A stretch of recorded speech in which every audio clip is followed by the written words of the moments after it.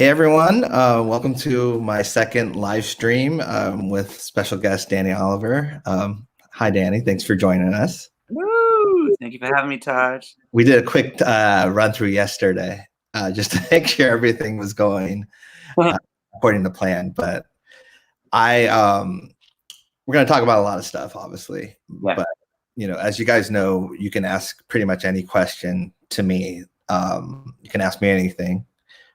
And Danny's here to kind of get a different perspective because I don't like just talking, for hours on my own because I don't know if I'm, I guess portraying. I shouldn't use the word portraying, but just getting the point of view of what you guys are thinking as well. So he's kind of a second eyes and ears, but also a mouth piece. Yeah. I'm here to back you, buddy. Yeah, exactly. So Danny, before we start, tell everyone a little about you, of who you are, and then yeah. Okay. We'll go into questions straight after that, but I just to get a little background. Sure. All right. Thanks, Taj. Well, hello, everyone. Welcome. As you already know, and some of you may already know only this so far, my name is Danny Oliver, and much like yourselves, I'm a very passionate Michael fan, and during my time, I was very blessed and very privileged to have spent much time with Michael over a 10-year period. I first met Michael at age 14 in April 99. And then from then on, met Michael more and more. Familiarity grew and built. Performed for Michael twice in London and in New York.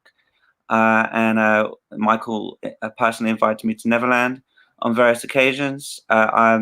You may be familiar with some jackets. One is a Filthy Tabloid Press jacket, and the other is what I call the anti-Bashir jacket. Don't waste your cash on that filthy tabloid trash. Those jackets were made for Michael, given to Michael, and designed by myself.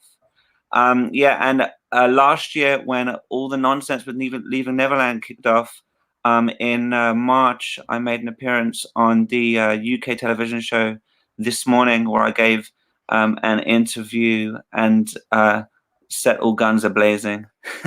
Which I love that interview as well. I mean, I think that's what kind of put me on your radar. We had obviously met earlier before, but that interview, because I think you conducted yourself very well in the interview, and you even mentioned before that they wanted you to, a lot of interviews wanted you to dress up like Michael. Right. I'm so glad, Taj, that you mentioned that, because I think that is a great testament to the media's continued effort to misinterpret and misportray your Uncle Michael and anyone who stands to defend him. Their effort to dilute any words of truth and factual content by trying to make them look like a complete clown. Mm-hmm. And so they attempted that with me, and I wasn't having any of it. They had called me only the evening before the interview, and they had asked me to do the interview. And I said, yeah, sure, I'm available. I can do that. And then they put it to me that I had to go on, and because for those of you that don't know, I'm an international Michael tribute also. And so they had asked me to go to appear live on air, dressed as Michael, in head to toe, in full wig, makeup, contouring, costume, everything. While defending Michael on such an incredibly sensitive, for various reasons, sensitive and very serious topic, of course. I hands down refused. I said I wasn't looking to be made a mockery of, and that would be insensitive to legitimate victims. Mm-hmm. And Michael Jackson's a human being. He's not a circus act. And they went back, they thought about it, and then they came back after they spoke to their head producer and said that no, the conditions absolutely were that if I didn't agree, I couldn't do the performance, I couldn't do the appearance. And so my response to that, I was thinking, and I kind of thought, okay, well, maybe I could do it and immediately on air say, by the way, everyone, this is why I'm dressed up. I could either someone could go on looking like a clown and not knowing what they're talking about, or I could take the risk of going on and looking like a clown, but knowing what I'm talking about. And I thought even that, I don't know. So I spoke with a good friend of mine who said, you absolutely cannot do this. You don't know who they're going to have sitting next to you. They might like spring a surprise on you and you've got like a legitimate victim sitting next to you. I mean, imagine from their perspective, you cannot do this.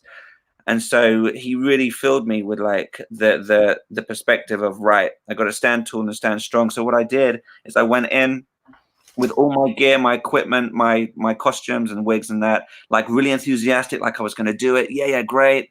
And then I said to him, guys, can I use your toilet? Where's the toilet? So I went to the toilet and I deliberately stayed in the bathroom for as long as I could until we were only shortly due to be going on air. And when I came back, in a nutshell, I just broke it to him that I wasn't going to do it, and I didn't think it was right. I reassessed the situation, and then when I was sitting in the green room, one of the runners saw me appearing as you saw me on the show, and they really panicked.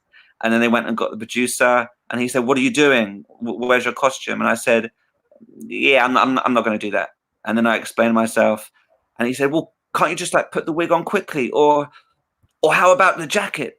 Just the jacket?" And I was like, "Nah, I'm not going to do that. I don't see how me dressing up as Michael Jackson is going to get my point across any clearer than if I were to appear as myself." And they responded with, "Well, okay, well, we don't want to make you feel uncomfortable." And I said, "Oh, well, that's good, because I ain't doing it." Yeah. And I deliberately did it with a time so that, you know, if they didn't want me to go on, they couldn't find anyone else to do it. And if they could, he couldn't get there in time with the rush. Yeah, they can replace you in time. Yeah. Yeah. So I basically gave them no choice but to put me on. But the point being is that there is this, you know, call it conspiracy if you like.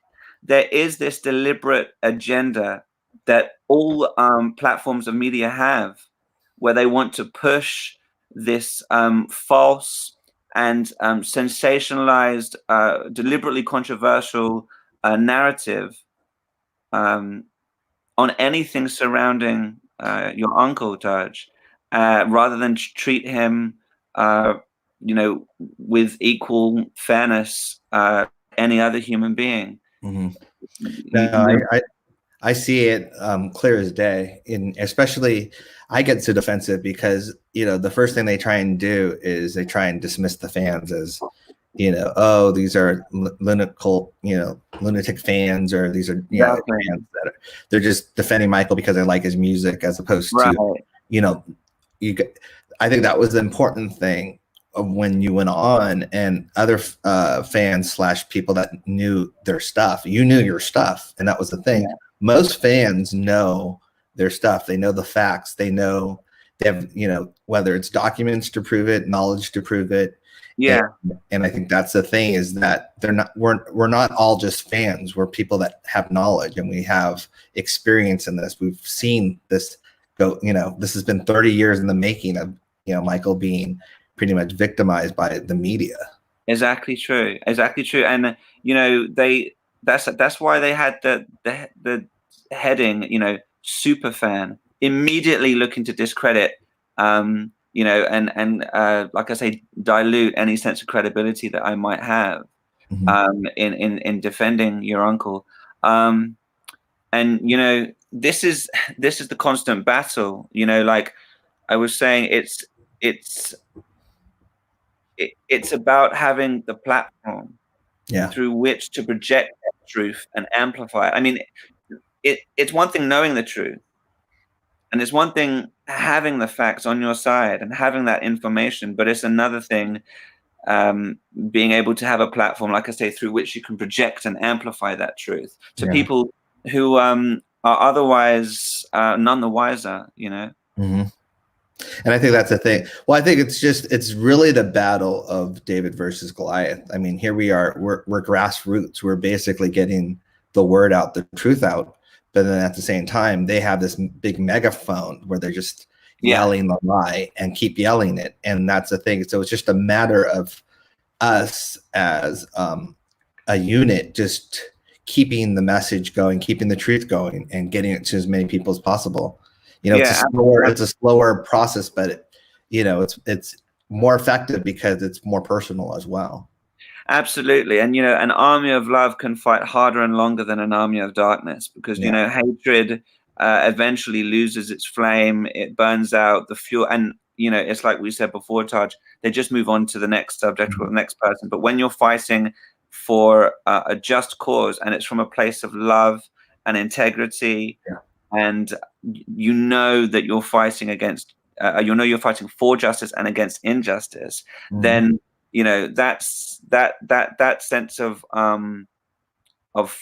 fight in you is infinite, and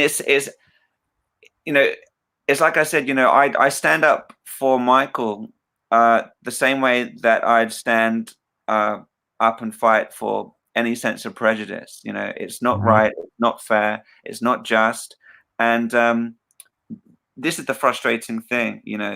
It's supposed to be a reporter's job to dig for the truth, not to bury it. Yeah.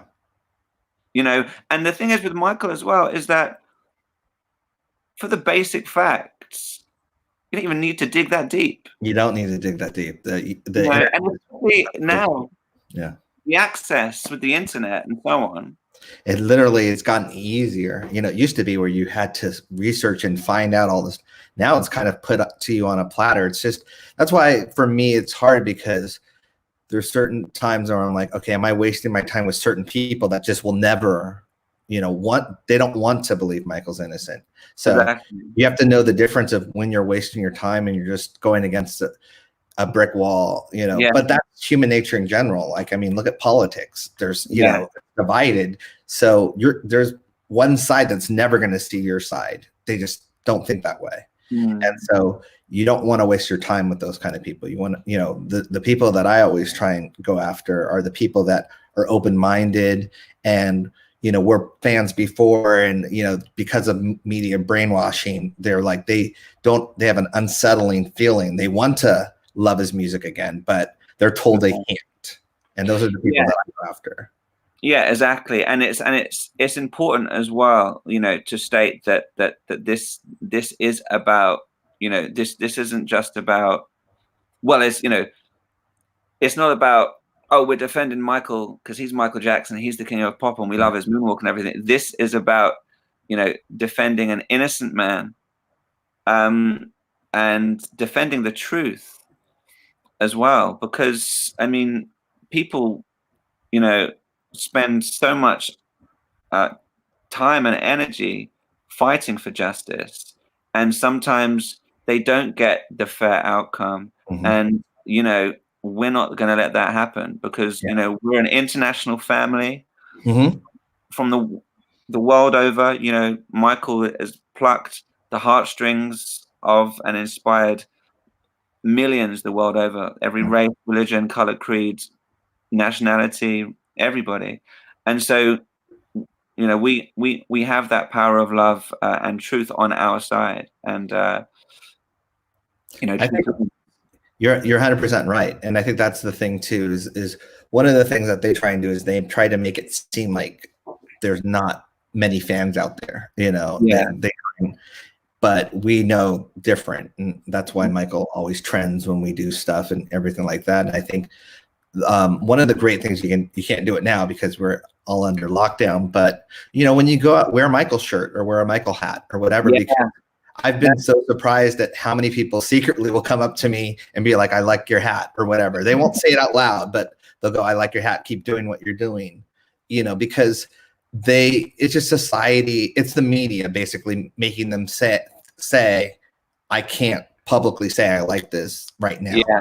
And you feel like the mold. Yeah. People will be like, oh, that's cool. And it'll make them feel more inclined to do so. Because exactly what you're saying is exactly what I did. I literally went online. I mean, I've got like a whole ton of shirts and stuff, whatever, anyway. But I went straight online and ordered like another 5 or 6 more T-shirts. And I went out every single day without fail. And people did come up to me. Yeah.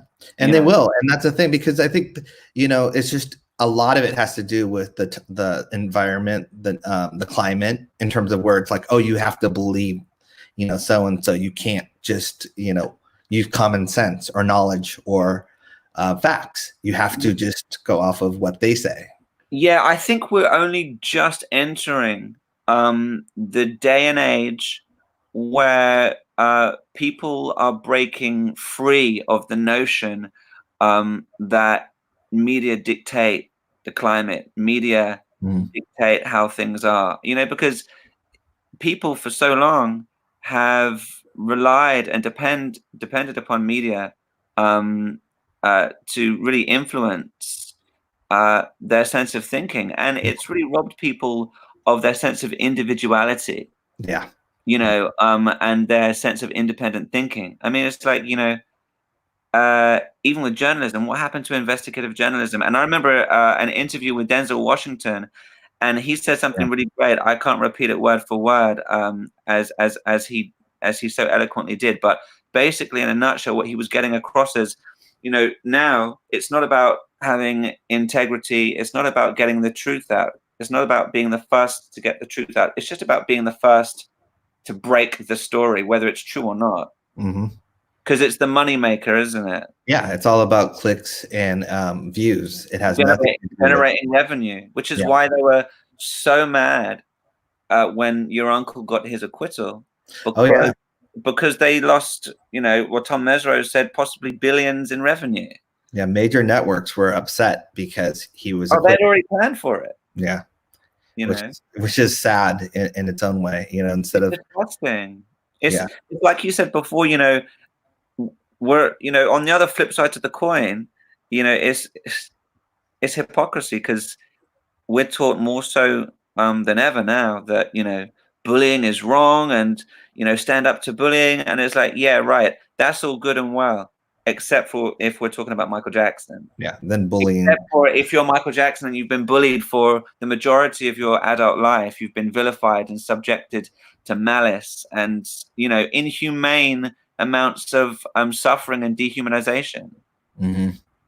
Yeah, no, exactly. And I apologize if I keep looking. It's because I'm reading comments as well, trying to, and we haven't really started answering questions yet. But at the same time, I'm kind of in my head getting some of them so that I can, kind of incorporate it into the conversation or, highlight them. Yeah. I am very aware. One of them was, and I think it disappeared, but one of them was about the Dan Reed asking to have cameras in Wade and James's court case. Yeah. That a request for that, and I'm very aware of that, and that's something that I'm sure the estate is obviously aware of that as well. And I think the best counterbalance would be what Michael did with Martin Bashir by having another camera rolling. Yeah, exactly. And just and keep that camera rolling so that if he tries to edit it in a certain way, we have a camera there as well, displaying the truth, because you can't count on the media to do the right thing. Yeah, absolutely. And no doubt, he'll look to make a part 2 and cut it in a way that suits his manipulative narrative and say this was an unfair trial and so on and so forth, and exclude all the mountains of evidence that prove that these guys are lying. Yeah, well, exactly. I think the thing with Michael Jackson is certain people, it's like they build their whole life and career off of him in that way. And it's like an addiction. They can't help it now, even if they know the truth. Make fans obsessed. Yeah, exactly. And then they live their whole life basically. Diane Diamond is one that just basically recently tweeted something, and it's just like they just can't leave it alone because they have to. It's like it's almost a sickness, a disease in a way, where they have to say something or do something because that keeps their name relevant. People like her need to read a book, or go out. Get a hobby, get something, I mean, I don't understand how people have that much hatred for something that they just, that just would consume your soul, wouldn't it? Yeah, absolutely. It's it's baffling. It's baffling. And, people like that have been going at Michael, for 30 odd years. Mm-hmm. Oh, easily. I do know that there's also Heal the World 2020. Yeah. Tomorrow that they're going to trend it or So just be aware of that. People look into that. I don't know the details of it, but it's something that there's a certain time that everyone is going to try and trend this. So just that's another thing I wanted to get out there while we're talking as well. Yeah, that's great. And another testimony again as to the infinite significance and relevance that Michael's loving word has with the world, and how his music and his artistry continues to inspire and resonate with the world. You know, well, it's so relevant. It's like that's a scary thing about everything. Whether it's Earth Song, Heal the World, you know, they don't care about us. It's like it's almost like I don't want to say a fortune teller because that, you know, but it's certain like a kind of seeing into the future of like seeing something. Yeah, and it really, it's kind of interesting. But Michael's music or my uncle's music has been kind of like a soundtrack to people's lives, you know. And I think it's so important right now because music does heal, you know. That's why, but music is so powerful, and that's why it's used in national anthems and stuff like that over times of war. So it can also be used to bring people together, and my uncle knew that. And so I do believe that playing his music has been something that's been soothing and uniting people. Absolutely, I agree. And you know, two things there. One is which I remember, well, ever since before I can remember, you know, that's another thing that always appealed to me about the content of your uncle's music was that it wasn't just going with the times. You know, and just doing it for a quick sale because it was what was trendy at the time. And B, you know, it wasn't about, you know, hey baby, hey baby, hey baby, hey baby. You know, it was important stuff that was from the deepest depths of his soul. And he you know, he spoke about stuff that was so important to him. But the other thing I was going to say as well is I remember, and many will, when Michael was talking about having to always put his heart and his soul in his music to breathe life into his art and his work. Yes. And through that, it will forever carry life and energy even when he's departed, you know. Yeah. Well, I think that was what he hoped, and that's why he concentrated so hard on giving everything, leaving everything to us in a way. Yeah, he really did. I mean, when he not only performed, even when he was writing songs and music and stuff like that, they came from his soul, and you can see that. And it's interesting because as you know, as an artist myself, I've kind of adopted that. I don't really sing songs that I don't connect with anymore because it feels like I'm lying to everyone. So I will refuse the song, you know, because it's not my song to sing in a way. Yeah, you know, and you have to give it that sincerity, that authenticity. Exactly, because then it becomes powerful, and then it becomes something that people can connect to and stuff like that. And so I do believe in the power of music. And hold on, let's go to some questions before, and some statements and whatever. I like this one. Taj, people honk and give me the thumbs up for my MJ stickers and plates on my cars. I love it. That's my friend Gail. Love you, Gail. Yeah, I like that too. I mean, I wish I got to look for some MJ stickers because that is something my car does not have. I just think in general, it's interesting. You know, this one, I always wear MJ shirts and stuff. I think, you know, and I want to say something too.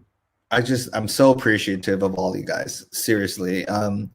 Obviously he's my uncle, so I have a certain pride and just being related to him. But when I see people that I don't know or that are just fans, and I don't, you know, Danny, I talked to you about fans is a weird word for me in a way because I have never ever been really comfortable with that, but I can't find another word that kind of, you know, says what that is. But I'm a fan of stuff, so I don't look down on it, you know, because I'm a fan of his music and I'm a fan of him as well, and my family. So there's no other word that I would use for that. Just like I'm a fan of the Three Stooges, but certain people have tried to dirty that word in terms of like, oh, you're a fan, so you have no say, or you don't have any objective view on it. Exactly. They think automatically it means you're biased, you're blinded by your fandom or your admiration for that particular person. Yeah. Yeah, definitely. Okay, let me see if I can find. Hello, Melanie, by the way. There's so many. Oh, the hat. I love the hat too. Someone gave me this. Please, if you gave me this hat, you know, the hardest thing is when there's like, when I go to an event and there's all these people and they're all giving me stuff, I try and tell them, okay, write your name somewhere in the, you know, connected to it so I know that it came from you, so I can thank you or something like that. I don't think I did that with this hat. And so this is, at the time that I got this hat, I know I had braids. So it was one of those things that I was like, okay, I'm definitely going to take it home with me. But then it became the hat of pride. And when I started doing interviews in the UK, before the UK and the States, and then I went to the UK last year to do interviews, it became my badge of honor. Like in terms of, it gave me strength, and it made, I wanted people to know right away where I stood, you know, before, like, you know, the image is so powerful. So it's like you turn on the TV or you turn on and you see right away, oh, you know, he's talking about MJ or he's an MJ fan in that way. Even if you don't know him, remember, that's the power of imagery. Yeah, like a Lakers fan will go out and wear the Lakers jersey. Exactly. And it's no question of where they stand. And so that was one of the things. So I'm so appreciative of the hat. I wish there were more of these because I love this hat, and I think that more of them have to be out there. And it suits me good too, just as well. I love hats. I've played baseball my whole life, so hats are something I've always worn. I wore hats before I wore braids, and then, you know, braids make it hard to wear hats. But whenever I take the braids off, I put the hats on. I like this one too. I'm too stubborn to follow blindly as a minion for lies. I'll do what I want and tell the truth. I think that's the thing with a lot of people, is a lot of people aren't just going with, you know, whatever other people are doing now. They're thinking for themselves, and they're forming their own opinion. And I think that's the thing too. It's the power has shifted in that way. And it's like, oh no, I don't have to just believe you because you're on TV saying it. No, I'm going to make up my own decision. Well, you know, Malcolm X was trying to teach society this from time ago, you know? Yeah. I love this quote too. That was, for the projects that I'm working on, that was one of the things that I was debating of using in the beginning or somewhere in there, you know, about the, you know. It's so relevant. Yeah. In terms of Malcolm X, like Michael, was just so far ahead of people in terms of where his head was at. Same with Martin Luther King. Yeah. All these types of people that really stood for something and, had such an impact on the world, you know. Well, I think, you know, and the word prophet is a hard word because people always think religion in that way. Yeah. But I think, you know, there's certain people that are prophets in terms of they tell you a story, or they tell you where the world's going to be. You know, Lady Di as well, you know, someone that, you know, people connected with, people loved, and for the right reasons. And, you know, but it also, they become a threat to other people because of their heart and their light in that way. And I think that's the thing. Yeah, and I think Diana was a similar way. You know, as in Princess Diana, because you know, she really went out there, and she lived by the content of her heart with all her humanitarian efforts and charitable work, just like your uncle. And she wasn't going to let anyone. I mean, there's even footage of her, like you know, amateur footage of her going out into the streets of London, into the roughest parts, under like street bridges at like midnight, 1 o'clock in the morning, going to homeless people in sleeping bags. That when she was alive, no one knew about that, because she was doing it out of sincerity, just as your uncle did. And that energy that she put out there, the message that she successfully conveyed, despite, you know, malicious media attacking her all the time. Again, as with your uncle, that was never going to stop her from being herself. And people do find that a threat. You know, I always say a threat to the establishment, you know. Yeah. Well, you see you know, that it's genuine. And I think that's the thing. There's something about someone's genuine heart, and it radiates, and other people, it's affect, what's the word? It can infectious. It could be infectious to Yeah. people. And that's the threat about it. Like people like my uncle and people like Lady Di and Martin Luther King, you know, people start to understand the message and they start, you know, clamoring for it because it's needed in the world. And what ends up happening is it threatens other people that have had a stronghold on it for so long. They're shaking things up. They're the, you know, they're the movement. They're thinking about everyone else, which is the saddest thing. It's like you would think it's a radical message, but really the message is, you know, we have to help other people, you know, is the message that is so threatening, which is crazy. And just in response again to the last comment, or saying too stubborn to follow blind. I mean, you know, it's I'll do what I want and tell the truth. And that's the thing again about truth, is that people, you know, need to do their due diligence if they're going to speak about a subject matter. Like I would never be caught anywhere standing up in front of you know, a university historian professor who's an expert in World War II and all the events of D-Day, and claim that I know the facts better than he does, and tell him to shut the hell up because I know everything and he doesn't. He's got it all wrong because, you know, the audacity of people to it's just mad. And you know, Pete, if you care enough to make such bold comments, like, you know, claiming, you know, so sure that Michael was something that he absolutely was not, then you better know where you're coming from and what you're talking about. And clearly they don't. Well, like, it's valid if it comes from a place of integrity. Yeah. Well, I think the hardest thing is for, like, I've had to bite my tongue so many times of people, strangers, telling me who my uncle was. And I'm like, really? You're going to do that? You're going to tell? I would never tell you who your brother or sister, your uncle was. You know, why would you do that to me? Like, why would you even think to do that in terms of? When you have people turn around and be like, yeah, well, you know, that was your experience with him. You would say that because he was your uncle. Yeah. And it's like, I just, you know, because it kind of discredits me and it just discredits my experience with him in terms of that all the, you know, tens of thousands of hours that I spent with him don't mean anything, which is yeah, exactly. And so, ignorance is bliss to some.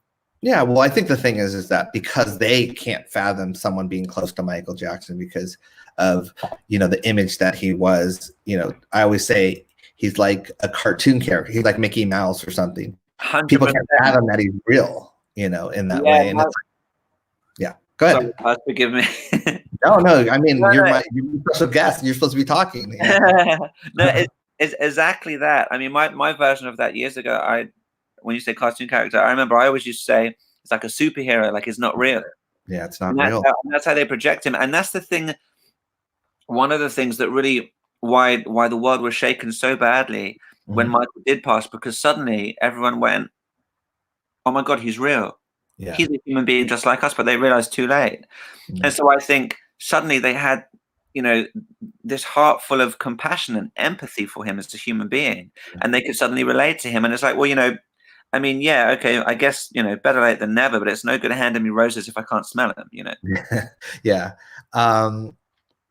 There was this scene in terms of people say where there's smoke, there's fire. And we talked about this yesterday when we weren't filming. But for me, I always say, yeah, you know, where there's smoke, there's fire, but you have to see who has the matches. And it's always been the same people that are lighting the fires. Like literally, if you look at my uncle's case, there's 5 or 6 people that have started this from the beginning.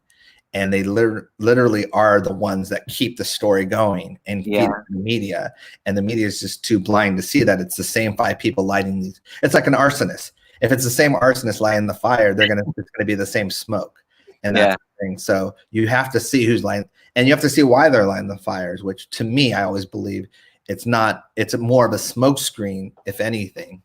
Yeah, using your uncle as a scapegoat to divert, you know, media and public attention from you know, the real criminals, you know, and even, you know, I know Dave Chappelle has implied this many times, and I agree with it too. Like, isn't it convenient that when there's something big in politics going down, suddenly a Michael Jackson story scandal comes up again?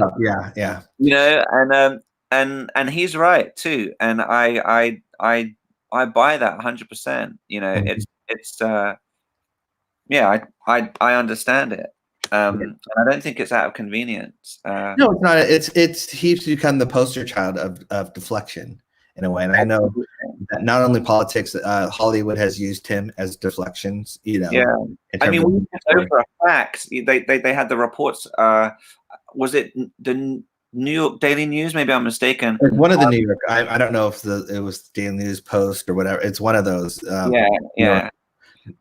Where Weinstein had deliberately hired people to plant false and fabricated stories about your uncle in the media to take the heat off his back. Yeah. When he was trying to run away from. Yeah, when his allegations came up, yeah. He hired certain people, AJ Benza being one of them. Yeah. To deliberately make up stories about other people. But where are all these blue ticks who are coming down on your uncle like a ton of bricks? Sorry. A ton of bricks. I'm not gonna let you fly from that for audience. Man, I was just speaking my mind without realizing. Yeah. Like a ton of bricks, you know, like how they did in January last year. You know, when the Weinstein trial ended, you know, where are all those blue ticks? Like, you know, you said convenient how Hollywood's suddenly very quiet today. No. Speaks volumes. It does, and I think that's the thing. But I think Hollywood, you know, I have a love-hate relationship with Hollywood because obviously, you know, as a director, I want to be part of, you know, the magic of Hollywood. But at the same time, I hate hypocrisy, and it's just one of the things that I can't get with in a way, in terms of I can't be around hypocritical people. And I've seen so much hypocrisy in Hollywood in terms of just where until it happens to them, you know, they jump on a bandwagon of something and they just, because it's gets them more publicity or whatever. It's not out of their heart. It's out of, oh, this is good to do now. Like, it's like, oh, this will trend, so let me start doing this or that.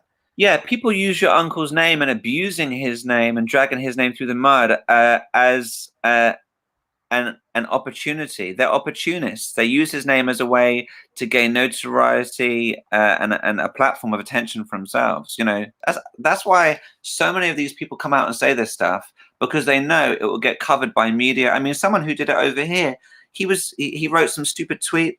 You know, I won't. You know. Say his name because he doesn't deserve to have his name spoken on our broadcast. But, you know, he was doing a live interview on, you know, UK TV the next morning. Mm-hmm. He knew that would happen. Yeah. No, of course. Yeah. Yeah. And it is interesting. They completely did ignore Corey Feldman's documentary, but that's because Corey doesn't have the narrative that Michael molested him. You know, that's the thing. But if he went for that, and if Corey had thought, oh yeah, okay, great, you know, let me use this as an opportunity, great, that would have been on every TV show, on the front of every tabloid the following morning, had he put Michael in his documentary with that narrative, you know. Of course, and that's one of the reasons I do, you know, I respect Corey. You know, I've known Corey, but it's because that would have been the easiest way. You know, people always say, oh, he's trying to get publicity. Well, if he was trying to get publicity, if you really want to get publicity, all you have to do is say, Michael Jackson did this to me. And he had so many opportunities, like, you know, when he was interviewed in '93. Oh, by authorities. Yeah, no, you know, in his book, he says that Michael Jackson was the one that helped get him was a safe haven in a way, you know. And I find that so interesting and so important, because in his same documentary, he explains how predators can kind of sense when people have been damaged. So Michael, if he was a predator, would be someone that would be after Corey, not helping Corey. Exactly. You know, which is the craziest thing. He would be like, he would use that to his advantage. And same thing with me, who had been abused. He would have used that to his advantage and been like, oh, well, you know, these people are already damaged, so they're already prime, you know, pickings for me. Yeah, they go after the vulnerability, don't they? It's an easier. Michael Jackson's name just it gets clicks, and I think that's the thing, whether it's positive or negative. I wish the media would understand that positive Michael Jackson news gets more clicks than negatives does. They still haven't gotten through their head yet. But once they start doing that, and I think certain publications have started doing that, and that's why you see some certain positive ones coming up from random ones that you were like, wow, they're printing all these positive, publications. It's because they're starting to see that the formula is the more positive it is, actually the more traction they get out of it. Because they ignore all the negativity, which we used to go and fight it and give it traction. And I still catch myself being guilty of that, but we promote the positivity now, which is more important. I'm just thinking, I remember when ITV in 2003 did, when they aired Living with Michael Jackson, and like every newspaper, every channel with commercial, it was advertising. I mean, the marketing was insane. I mean, you had to be on Mars not to know about that program and when it was going to be on, right? But then I think that same year, a few months later, ITV also aired Madison Square Garden, the 2001 shows, and there wasn't half the promotional, the marketing campaign. And it's like, why not? No, exactly. And that's the thing. Someone's asking me, would I ever write a book about Michael? I don't want to say ever, never. But it's never came to my mindset ever. Like maybe when I'm 90 or something. And I feel like it hasn't been told or whatever, but I'm hoping that with the projects that I'm doing, that people really get to understand, who he truly was. And so I don't know, a book is just interesting because I have negative connotations about a book just because of, from the tabloids and all that stuff. So I feel like, and I think fans do too, they get really nervous when you hear someone's writing a book about something. They already think, oh, it's gonna, it's, what are they gonna say and all this stuff. And some books have been incredible about Michael in that way. Which is why I think, Taj, if you did it, fans would have absolute confidence knowing what the content of the publication would be. And so I think it's Uncle Jermaine did it, right? And so for you to do it, it would be great because it's from a perspective that's never been publicized before in a book, which is from that of his firstborn nephew. I don't think it's gonna happen. The thing is, it's just, I'd rather, do the project and tell stories because I think stories live on forever as well in that way.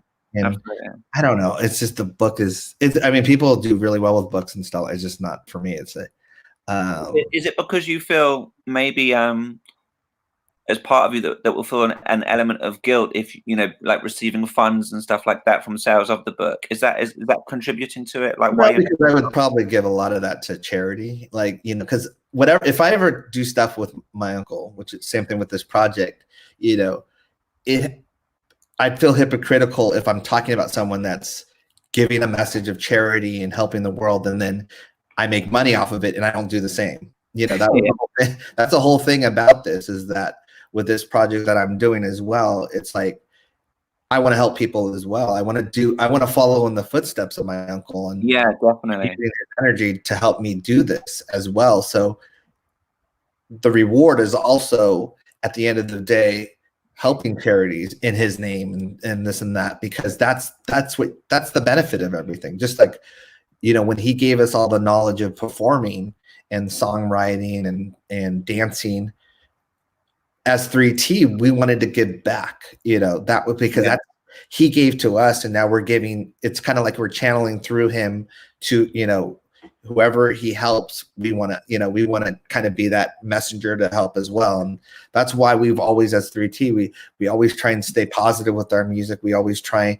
and have an underlining helping people. When we travel, we always try and go places. The last time we traveled, we went to the Ronald McDonald House in Holland, or Amsterdam, and so we always are trying to keep his message alive because he was so instrumental in helping us. And so that's kind of our, I don't want to say job. It's in our nature. Yeah. And I'm certain he's smiling over you guys proudly. Well, I'm super proud, to be his nephew. So we've always had that connection, me and my brothers, with him. And so nothing's changed. It's just now I just miss him physically. I miss laughing with him and chatting with him, and that's the hardest thing. Yeah. I mean, just as Michael connected with his fans, now, Taj, you two are doing the same thing. You're connecting with the fans. I know you always have, but even more so now. And the community love and adore you for it, and they appreciate it, and their gratitude is massive. It's a challenging. There's a lot of, just like anything. There's a lot of different personalities, a lot of different approaches. Certain people they want things faster. Certain people are like, oh, take your time. It's hard because there's just all these different approaches. For me, it just has to be right. Whatever I do, I'm thinking of my uncle. I'm like, okay, as long as I know he would be proud, then I can sleep at night.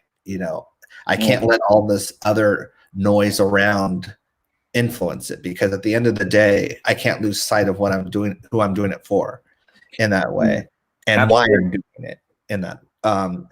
There is a Taj. Will you approach Netflix with your documentary? Is there release date?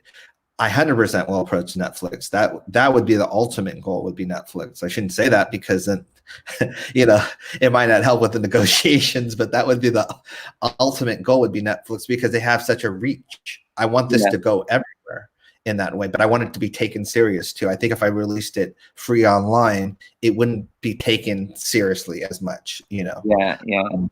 What do you think about something as, sorry, Taj, I was going to ask, what do you think about something like as well as Netflix, or if say it didn't, that avenue didn't work out, what about something like approaching a mainstream terrestrial TV channel, UK channel, for example, like ITV? I mean, I would have to do that for every country, and it'd have to be something where they guaranteed that it would be played, and it sure. Like, that's the thing. Like, I always have to think the world, for every ITV, there's another station in China, or Russia, or Japan, so it's like you'd have to do that through Netflix. Is kind of everywhere, so it makes it easier. But no, that would be another plan if that didn't happen. But I would have to make sure that it got to everyone, like, that it had the biggest impact, because that's the most important thing for me, is for people to know the truth in that way. Well, if they ever wanted to redeem themselves, were you to give them the opportunity, you could always, approach Channel 4 HBOs. Well, one of the things about it is that the thing I like about Netflix and other ones like that is that you can watch it at your own convenience. If you watch it on TV, you have to watch it at a certain time, and a lot of people will miss that time. And then you have to rely on them to re-air it. And that's the only thing I don't like about it, as opposed to Netflix. It's kind of like, oh, I have time now over the weekend, let me watch this. So that's one of the reasons. And there's others like Amazon, is like that as well. And so there's other ones that are starting to be like that, where you can watch it at your own convenience. Yeah. And like you say, you do it one time with Netflix, it's everywhere. Yeah. And that's another thing about the book thing. If I do write a book, the media will spin it as I'm trying. I mean, they do that with every one of my family members that want to do anything, on their own, even if it's their own story, and they have something with Michael. It's like, oh, you're money grubbing off of them. And it's like, no, he's my brother. This is the same thing. Like, anytime one of you guys in the family try and defend him, and the media, the press, come back with, well, they have to defend him because they need his money from his estate. It's crazy. But, the interesting thing is this is the same media that when he passed, were offering, hundreds of thousands of dollars for an interview. And me and my brothers passed on it because we're like, we weren't even, I shouldn't name the publications or the media, but they were offering that. But it's not, it doesn't even come into your conscience, because you're like, our focus was on his kids, and and comforting them and making sure they were okay. We weren't thinking money. Oh, look, let me go on TV and make some dough. And it was more insulting in a way, in that way. And that's why with everything I've been on, every TV station or every show I've been on this last year, I've not accepted a dime from it, because once, I don't want anyone to come and say, oh, he's profiting off of these interviews that he's doing. I'm doing this because of my conviction and what I know is the truth.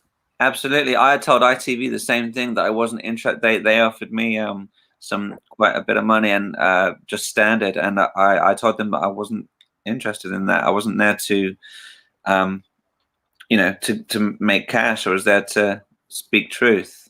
Yeah, there's the famous Ron Newt video and I truly believe it, because other people were. It was, if you had a bad story to tell, you got offered more money, or actually a bad story. If you lied basically and told a story, and it fit their narrative, then you would get paid more. Yeah, exactly. Yeah. Let's see here. I'm just trying to. Have you seen Prince? Yeah. I am extremely proud of Prince too, for helping, and doing charity and stuff like that.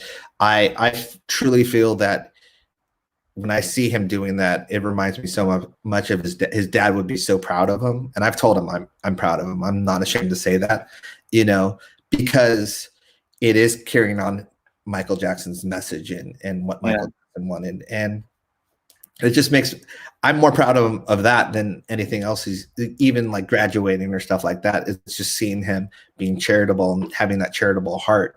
And he's been doing that consistently for so long. And not only, Paris is very involved in environmental stuff and everything like that. I think they have a platform, and I think that's important. And so I've told her that I'm proud of her when she does stuff like that as well. So, and that's such an important part of your uncle's legacy, as well as the music and everything. Yeah, I've always said as well, like that. To me, Michael has always been as inspiring off stage as much as he is on stage. Yeah. And I mean, I remember being 7 years old and going to my mom and asking her, in all seriousness, if we could fly to Africa and feed the starving children. Heal the World was out round about, well, the Dangerous album had just about come out round about that time. And I of course, my parents raised me great and everything, but I would not have done that. Hand on my heart, I know for a fact I wouldn't have done that as a 7-year-old child had I not had Michael's influence, if I wasn't looking up to him the way that I was, And that's so important. We did a show, 3T, with these two girls from Romania, and they were doing it to raise money to build a school in Africa. And it was so life-changing for me, because it was at a time where I was kind of going through something where it was just a dark time in my life, because the music industry had changed so much. I didn't even identify with it anymore. Yeah. And so I felt kind of helpless of like, what do I do? Because the music that 3T does is not appreciated anymore, and so going over there and performing with them, and then seeing them do something in Michael's name, it was a wake-up call. I was like, who am I to, I have a platform, I have a name, and here are two girls that are doing it, under Michael's name, and they did end up getting it done, and I was so proud of them. But it just shows the power of Michael Jackson's music and message. Absolutely. And that was kind of one of the things that I was just really proud of, and honored to be, associated with them in that way. Yeah, I even know of some fans that went off in later years and literally moved to Africa, to like West Africa, to do charity work. Like there with the children in the mix. Yeah. Because of your uncle. And that's the thing. So it's like that's a lot of positive power and energy. Yeah, that stuff changes lives. Yeah. Have Paris, Prince, and BG helped with the documentary at all? I said you can ask me anything, so that I wanted to highlight this question. Prince knows, they all know about the documentary. I don't want to force them to do anything that they don't want to do. I know it's a timing thing. I would love for them to be part of it in some way, form or fashion. It's always open for them, but it's one of those things that is such a touchy issue with them as well. It's so close to them. Yeah. You know, and that's the thing. I have a little perspective because I'm a lot older. And so I'm not I can kind of see around certain things. Well, for them, they're going straight into certain things and they're still they're still finding out who they are in that way. And so, you know, one of the things that I told, well, I gotta see how private I should be. One of the things that Paris and I talked about was just Paris had always been online defending Michael, but it's hard because it takes part of, you know, you have to, for every defending thing you do, you get, you know, spears thrown at you, and you know, you have, you know, especially for her, she was getting certain things. And I'm kind of happy that she doesn't do that anymore. She does do that, but that she's out of that because it's draining. And she never got to live her life of what she wanted to do because she's too busy, you know, defending.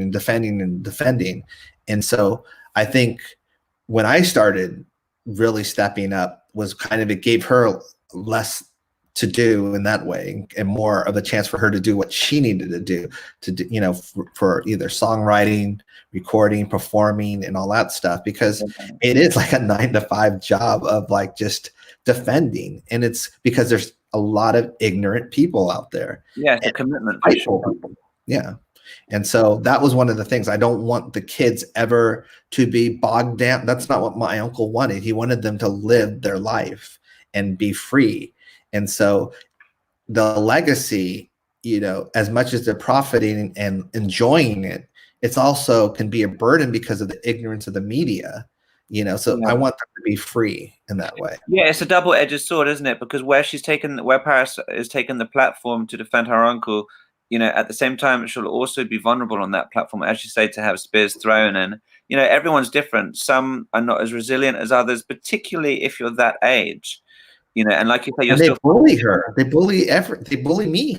You know, I can imagine what they're doing to her. You know, and so it's just the people are mean and people are spiteful. And you know, I've read some of her comments back in the day, and I can't believe what comes out of people's mouths. It's disgusting. In terms of certain things, and it's yeah. I mean, even like myself alone, after doing the ITV interview, and of course, this is nothing in comparison, but just a small taste. I was inundated with positive messages, but there was a handful of just the most disgusting messages, as if these people knew me. But you know, I just laughed and, you know, whatever, kind of pitied them and deleted it. But you know, this is her dad, you know. Yeah, and that's the thing, and that's what I always say. This is, you know, this is their dad. So if it's irritating me or bothering me, you know, imagine what it's doing to them in that way. And so I've always been respectful.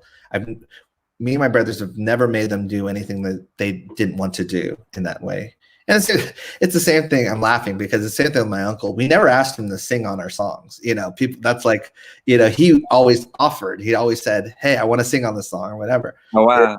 You know, like whether it was Why or I Need You, we never said, hey, can you sing on our song and make it so? And we would never even thought to do that, because it was like, we always, you know, we just had a good relationship with him.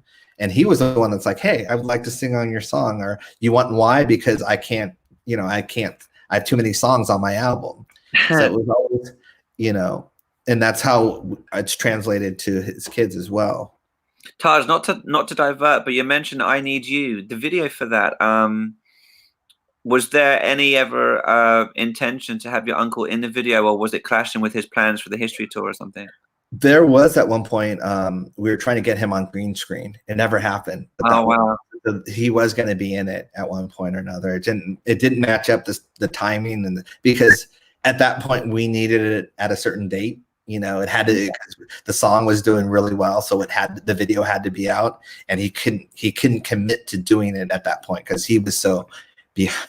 He's always behind, but he was so behind. You know, he couldn't find a time to do it, And I think, you know, he always apologized for it. We're like, you know, we're just happy that, you know, it's weird with our uncle because we always appreciated anything he did, you know. Yeah. We weren't always, you know, I think he felt like he let us down in a certain way. We're like, you're on our album. How could you have let us down? Why could you're not on the video? And it's like, you know, we just did a video with you called Why. It's like, what, you know, so it's just just funny. You know? Another testimony to how sweet and gracious he was. He was, you know, that was the thing. And he was always thinking about, like, if you were friends with him or if he cared about you, he was always thinking about you. Yeah. What can you do, or how can he help you?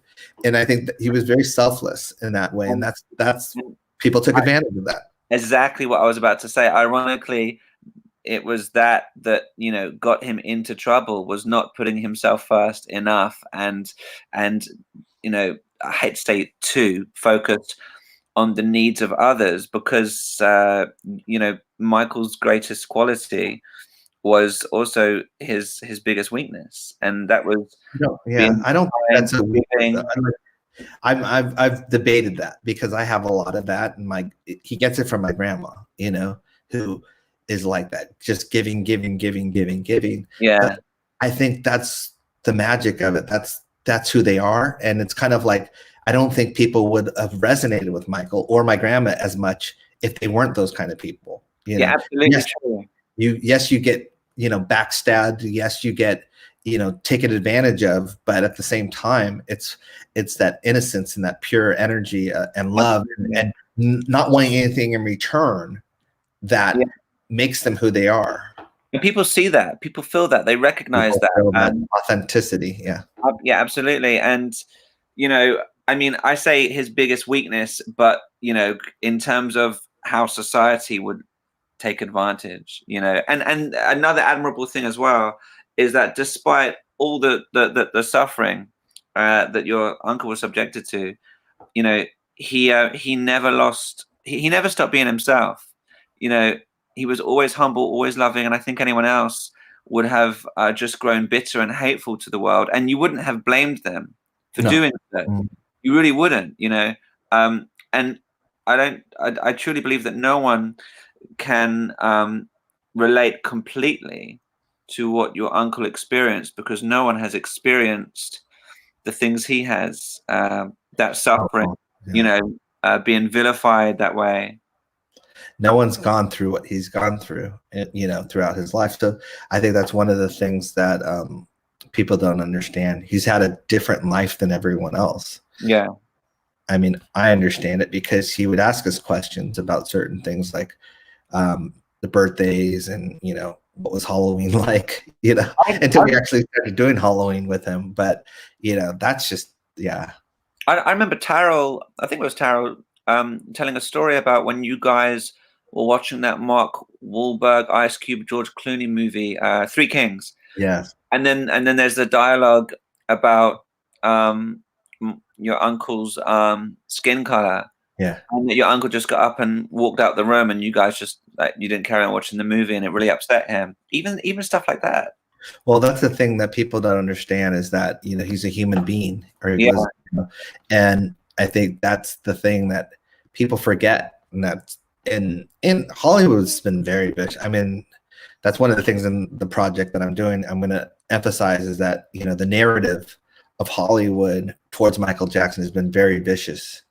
You know, compared to completely unfair. Well, compared to Elvis, which is, you know, just Zombieland 2 has a whole section on Elvis, you know, and everything, you know, there's so many movies where Elvis is celebrated and Elvis, you know, impersonators and this and that. It's the complete opposite with Michael. It's always to make fun of him. Yeah, absolutely. You know, to make him seem like a clown or something. Except for, you know. And we're talking about someone who's, you know, not to come down hard here or anything, but, you know, realistically, we're talking about someone whose wife or ex-wife was on television, was it like in '88, doing like a primetime interview where she's talking about being 14 and having been, you know, given drugs to keep her awake at school because she's been up all night with him. And like, but then you never heard nothing about that, you know. Maybe. Yeah. No, I was just going to say, like, you know, maybe people might take that out of context. You know, maybe, you know, Priscilla was saying something to get attention or whatever. But the point is, if the same thing was said about Michael, he'd never live it down. Oh no, yeah. It's weird because I have such a soft spot for Lisa, and so like you know, she's family to me still. So Yeah, no, I you was probably clamp up.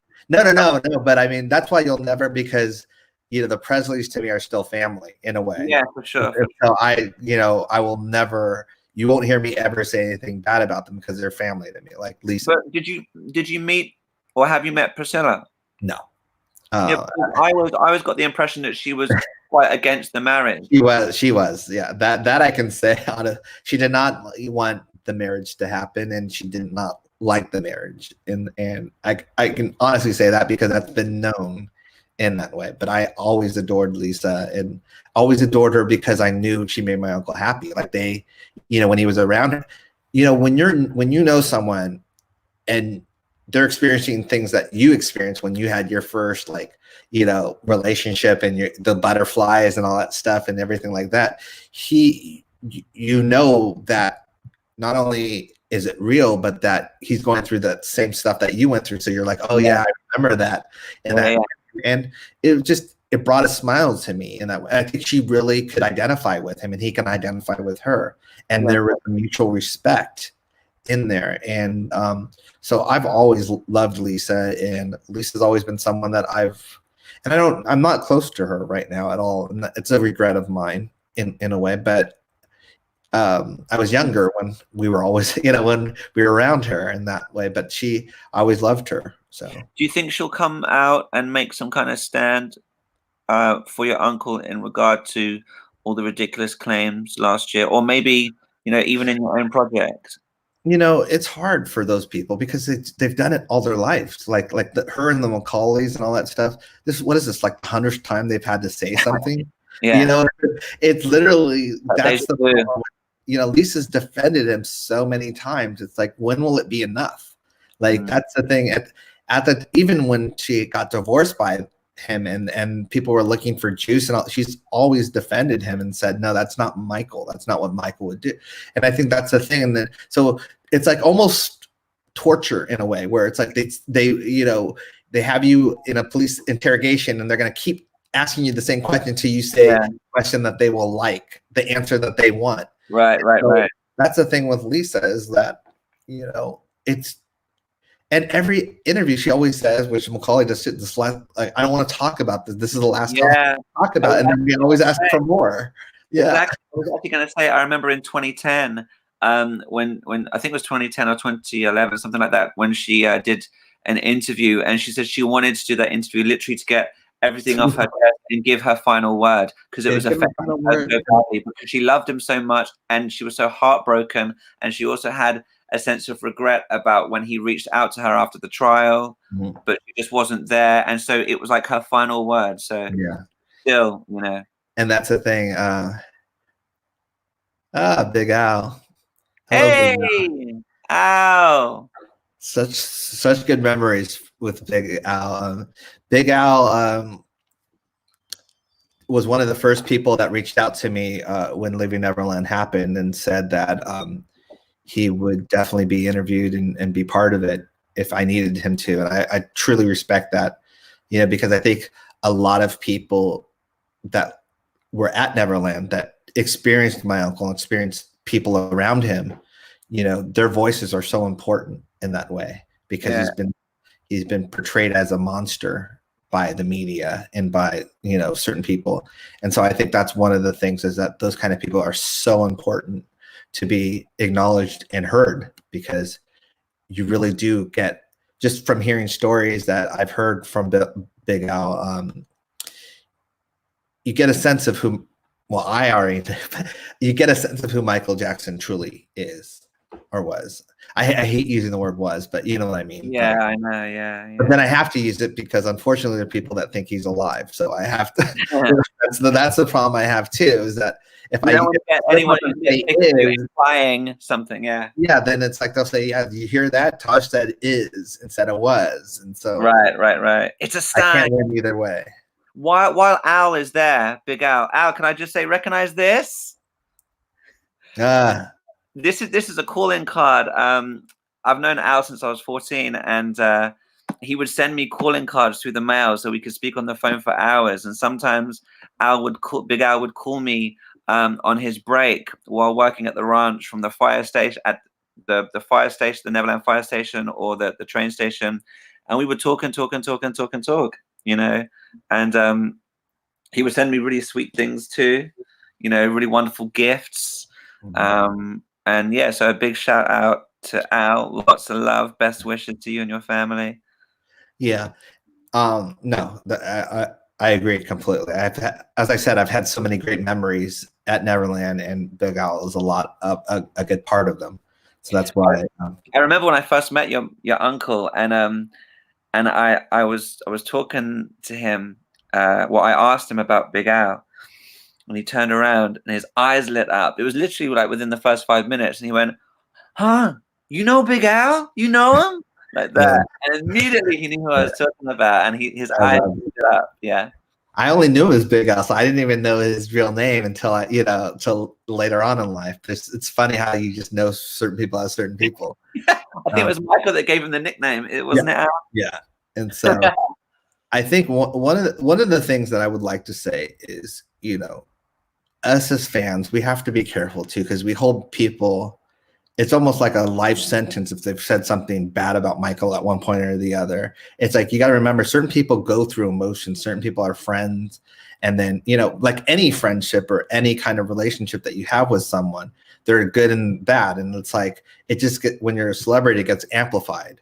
Yeah. But my whole thing is, I don't want to put what have you done for me lately, but Janet Jackson thing, but it's like, it's like, are you here for this war? We're suited up and battling. Are you on our side or not? It's, the world has changed, and using the war analogy, certain countries have been against other countries, but it's like, it changes and it shifts. And I never hold someone, I don't know. I don't want to say accountable. People grow. And people say things when they're hurt and this and that. But then at the same time, it's like, as my uncle says, will you be there? Are you there when it's truly needed? And that's the difference for me. Yeah. In terms of, I'm willing, people think I'm being soft or whatever, but I'm willing to forgive if they see the light in a certain way. And that's why I'm forgiving to certain people and certain fans and certain celebrities and certain whoever it is, because this is a battle right now. And we need all positivity on deck in that way. And if we're fighting against the people that said something 20 years ago or 10 years ago, but don't think that way now, it's like you're getting nowhere.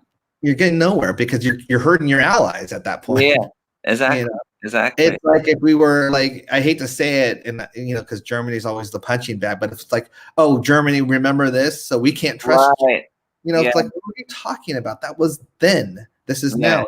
There's so many incredible German people that I've been friends with in that way, and I've never thought that way. But that's what you're doing when you say stuff like that. It's like you're holding people hostage for something.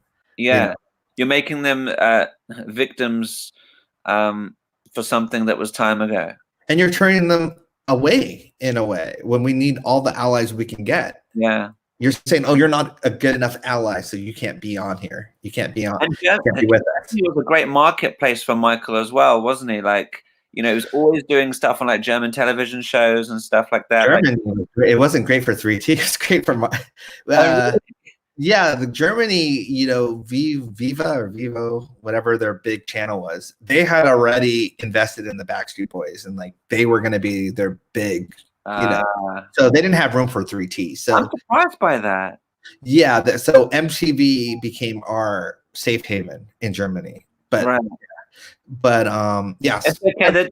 The Dutch were there to save you and compensate. No, everywhere else in the world, 3T had the market, but Germany and Switzerland were very hard because their big video station would not play. I wouldn't say would not play us. We just had a hard time playing on there. Wow. Viva. Wow. Yeah. And Viva, and I don't even think they're around anymore. Viva was we made a deal with them to sponsor our tour. They were going to do marketing for it. They walked into our arena and basically said, we can't sponsor this, and left. And so our whole German marketing went down the drain. And that's why Germany was one of the only countries that we lost money, because a lot of people didn't even know we had a concert out. No way. Yeah. How things would be different now, given, you know. Yeah, well, the internet. Though, that's the same thing with Isaiah's 3T. Like MTV US never played us. Like MTV US, we were always played on something called the Box. And so the Box, you can see our music video, and BET, you can see our music video, but MTV never played 3T because in their eyes, they didn't get the music video. They didn't understand us. So what? Yeah.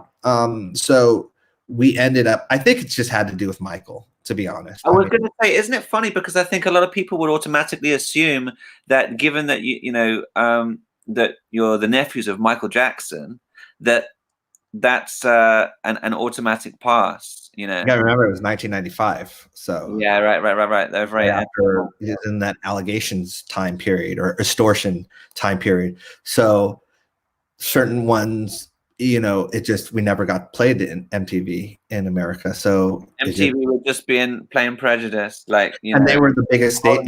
You didn't exist on MTV. Your video didn't exist. So yeah, now with the internet, we would have had completely different avenues. It would have been great, but because people would have demanded it. It would have been different. Yeah. Let's see. Get it away. Was the most.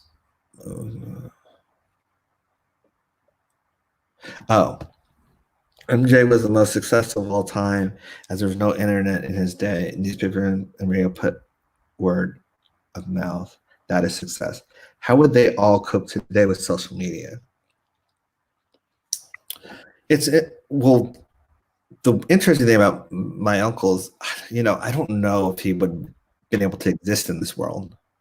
You know, this world is like, it's so crooked in a certain way, and it's like, he always believed in working for your status, and you know, he's a workaholic in that way. And now we live in a day and age where for doing something stupid you can become famous, you know. Yeah, literally. And so I think that would bother and irritate him, but I think also he loved the idea of mystery and wonderment, and that doesn't exist in social media.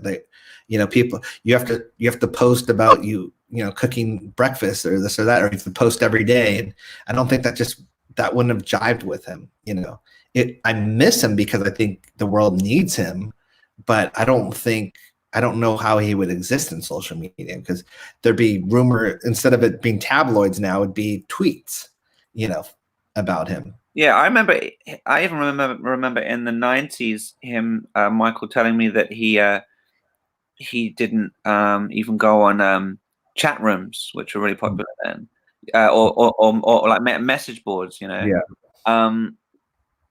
I think fans perhaps wondered if he had you know, like a secret username, and was kind of hovering and seeing what fans were talking about. But yeah, I remember him saying that he didn't even do that back then. So I'm not sure he would do so much of it now. As well, you don't see people like Brad Pitt, you know, who refuses to do stuff like Instagram and stuff like this, because it's different mindset, different world. It's not where their work is. It's not where their life is. It's not where their family is at.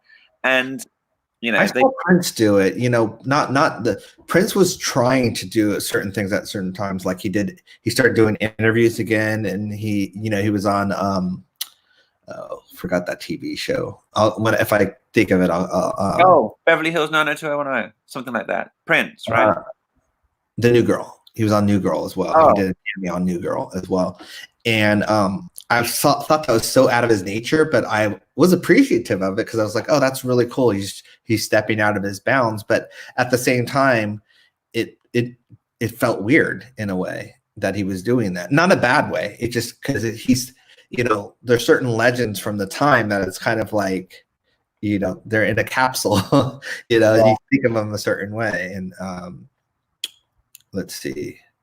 Did Michael have a nickname for you? He had the nickname for everyone, but I didn't have a special nickname. TJ did, Miho, my son, but that was because he heard my grandma say that to TJ. What is it? Miho, my son. And what he left out sound, and he would mimic my grandma saying it. Miho. What language is that, Taj? Spanish. Oh, Spanish, yeah. Yeah, and so that's what he would, you know, he would call Miho like that and laugh and all that stuff. So TJ had a nickname. We always had, like, you know, Applehead or Rubba or anything like that. We've had that throughout our lives. He had Uncle Doo-Doo, or we call him just Doo-Doo. You know, so we had one for him as well. Taji Waji, which Janet and him used to call me at times, but that, you know, that was when they would, yay for Taji Waji. You know, I guess at a young age I used to like that, you know, like clapper, all that stuff, you know. But that was it. Yeah, I mean, nothing that was just different in terms of where I'm like, oh, that was my name or whatever. I think Taj was my nickname, so that's cute. Yeah, I'm just trying to get through some of these questions as well. Yes, Bravo's magazine supported us very well. That was a big German magazine. We were super appreciative of Bravo. They were always great to us. We had a lot of magazines that supported us in Germany, which countered, but our music videos just weren't seen as a lot, you know, so it just made it hard. Yeah, there wasn't the access then as there is today. No, and so if you didn't see it on a channel, then you didn't see it unless someone recorded it and brought it to your house and you could watch it there. Yeah. I mean, YouTube's like, you know, one of the greatest things to ever happen in modern technology. You can literally search for anything and everything. Here you go. Here's the question. This is to you. Okay, Danny, it's Steve, aka Batman. Tuned in to watch. Doesn't seem like yesterday. Seeing 3T at the big reunion. It'll be great to watch the documentary. Oh, okay. Hi, Steve. Good to have your question and your comment here. Yeah, big reunion. Of course, I saw Taj and his brothers during the big reunion also, because I was everywhere with that because my wife, who is lead singer of the girl group The Honeys, did the first series. Yeah, you guys had fun doing that, didn't you? It was a fun, like the whole concept of it was a lot of fun, wasn't it, Taj? You know, it was an experience. It was definitely fun. The bandmates that we're still friends to this day. That was incredible. The making of like the reality show stuff was interesting. Like that was the people were extremely nice. The production company and everything. So we have nothing. The only thing that I would complain about, if I had to complain, and because, you know, this is everything, whenever I do a live stream, I'm trying to be completely honest with everything I say, is we were promised an hour special kind of thing. Like, because at that point we were doing, we were in the process of doing our own documentary with 3T that was going to kind of shed the light on what happened to our second album, why we were not in the why we didn't follow up another album right away and all that stuff, and just talking about the good and bad of the industry in terms of having the last name Jackson. It wasn't going to be a pity party, but at the same time, it wasn't going to be like, oh, it's so easy, you know, because you have the name, everything's open to you, you know. And when we heard about Big Reunion, it was like, oh, well, you can do that because this is what we do. We do something very similar. And while other groups only get 20 minutes, we're going to give you an hour. We're going to give you the whole episode. They told you that? They told us that, yes. And that's you didn't find out until it was actually being broadcast? Until we didn't find out it was actually being broadcast that we got, I think we got 30 minutes, but we didn't get the full hour. It would have been in their interest to do so, you know? Huh? It would have been in their interest to give you the full hour. That's weird. Yeah, and so that was the only negative part of that, was that we didn't get what we were promised. In terms of performing on stage and performing with the groups and going on tour, that was incredible. Yeah. And so it kind of offset it, but that was contractually what we were supposed to get. And so that is another reason why. And I don't think it was them. I think it was the channel that decided that it was too much 3T. Right. And that taught me the lesson that the channel always is right, in terms of they've got creative control. That's what makes me, because of certain things like that. And when we did our own, show, The Next Generation, I don't lean towards channels anymore because that happened to me again. I got stung again, and I'm like, okay, I can't afford to do that when it comes to my uncle. I can't afford to allow them to have creative control, because if they're doing that to us as 3T, imagine what kind of narrative or the way they'll shape stuff if it's Michael Jackson. Yeah. So with The Next Generation, they also disappointed you. Yeah, I mean, when we first did it, it was the first pilot was shot a certain way, and our friend Henry Campana, who's no longer with us, it was his company. And we were super proud of it. It was like everything that we wanted in the first episode. It was kind of like leading up to like, this is how it is being a Jackson. Well, they liked it too much, the network. And so all of a sudden they got involved and they started saying, we want it more like the Kardashians. We want it more like this show and that show. And so they started manipulating it and changing it around. And all of a sudden, Holland, I don't know if people know, like the last show, I guess, is Holland, or the second to last show is Holland. Well, Holland was our second show. Holland was supposed to be the second episode. And so that was if we went in chronological order, which is what we were supposed to do, be real. Yeah. It would have been the first episode. Then it would have been Holland showing us on stage, performing, showing why we wanted to show people why they should follow us and why they should understand. We always wanted to validate why we had a show about us, So, hey, look at here's 10,000 people we're performing for in another country. Maybe you don't know us that well, or you only know us from a one-hit wonder in America, but we're doing stuff in Holland. And so that was the premise of it. But the network came back and said, oh no, that's too big. We need that to be later on in the series. And so everything up into that, all the rehearsals is all staged. We already had done the show, and I don't like that. Like it, Yeah, classic television networks. Like it's like I felt like they have a preconception of what they want to do, and they just tell you, it's going to be a certain way. Like I remember, as I had been asked to do Britain's Got Talent, right, and then I think I went to do it 1 year, and then I didn't want to move forward. So they emailed me the year after and the year after that. And I just kept like declining. And then so I went ahead and did it. And then when I spoke to the producers, they found out who Selena is, my wife. And so they asked if I would, do something with her, like a duet performance. Would she like to come on board or whatever? I said, listen, I can tell you guys from now that she will not do it, because she's got her own career established that she spent 20 years protecting and many years getting up off the ground, in her own right. But in the end, I talked her into it, but not forced her into it. I just kind of said, listen, let's just have fun with it. And, let's what have we got to lose? Let's just have fun. It'll be lighthearted.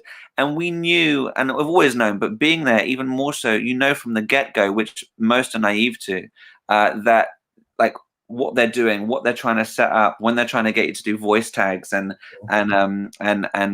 certain bits like voice bites, and like what they're going for, and they just want a soap opera, like they just wanted this kind of husband and wife thing. The whole performance, they changed the concept of it, which we shouldn't have let them do. We should have put our foot down. We were too nice, and they just wanted their own little kind of TV show where everything is just like pre-arranged and pre-planned, and you're kind of like the guinea pigs for their ratings kind of thing. And you do get disappointed. Obviously, it's not the same as what you guys did. No, but it's similar. It's similar. It's of the same world. Yeah, and that's the thing. And so you start getting burned once and then twice, and then you're like, okay, it's a pattern. It really becomes about good TV for them instead of integrity for you, which is what you really care about, is you want to be real and show people who you know. Yeah, and the thing is, a lot of people, and it's a lot of people do almost like sell their souls, and they'll do anything. They'll make a fool of themselves to get their screen time. And when you see through that, you just kind of see they've got this whole thing. It's really a set formula. Yeah. Here's a question for you, Danny. How have you found the crowd reaction since leaving Neverland? Well, when I come out of my house, I'm surrounded by people wanting autographs from me, pulling at my hair from every strand possible. Yeah, it's been lovely. I mean, it's been great. It was really well received. One of the people, and I'm very, very grateful, who responded to it so nicely was Taj.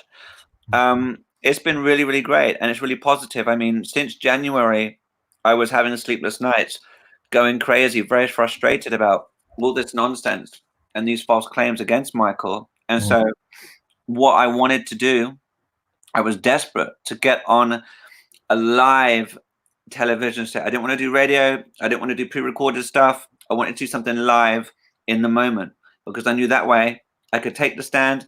Nothing can be manipulated. Nothing can be edited. I wanted to just jump in there, jump in the deep end and just give it 100%. I was desperate to get on a platform and deliver the truth in, the most articulate and eloquent manner that I could.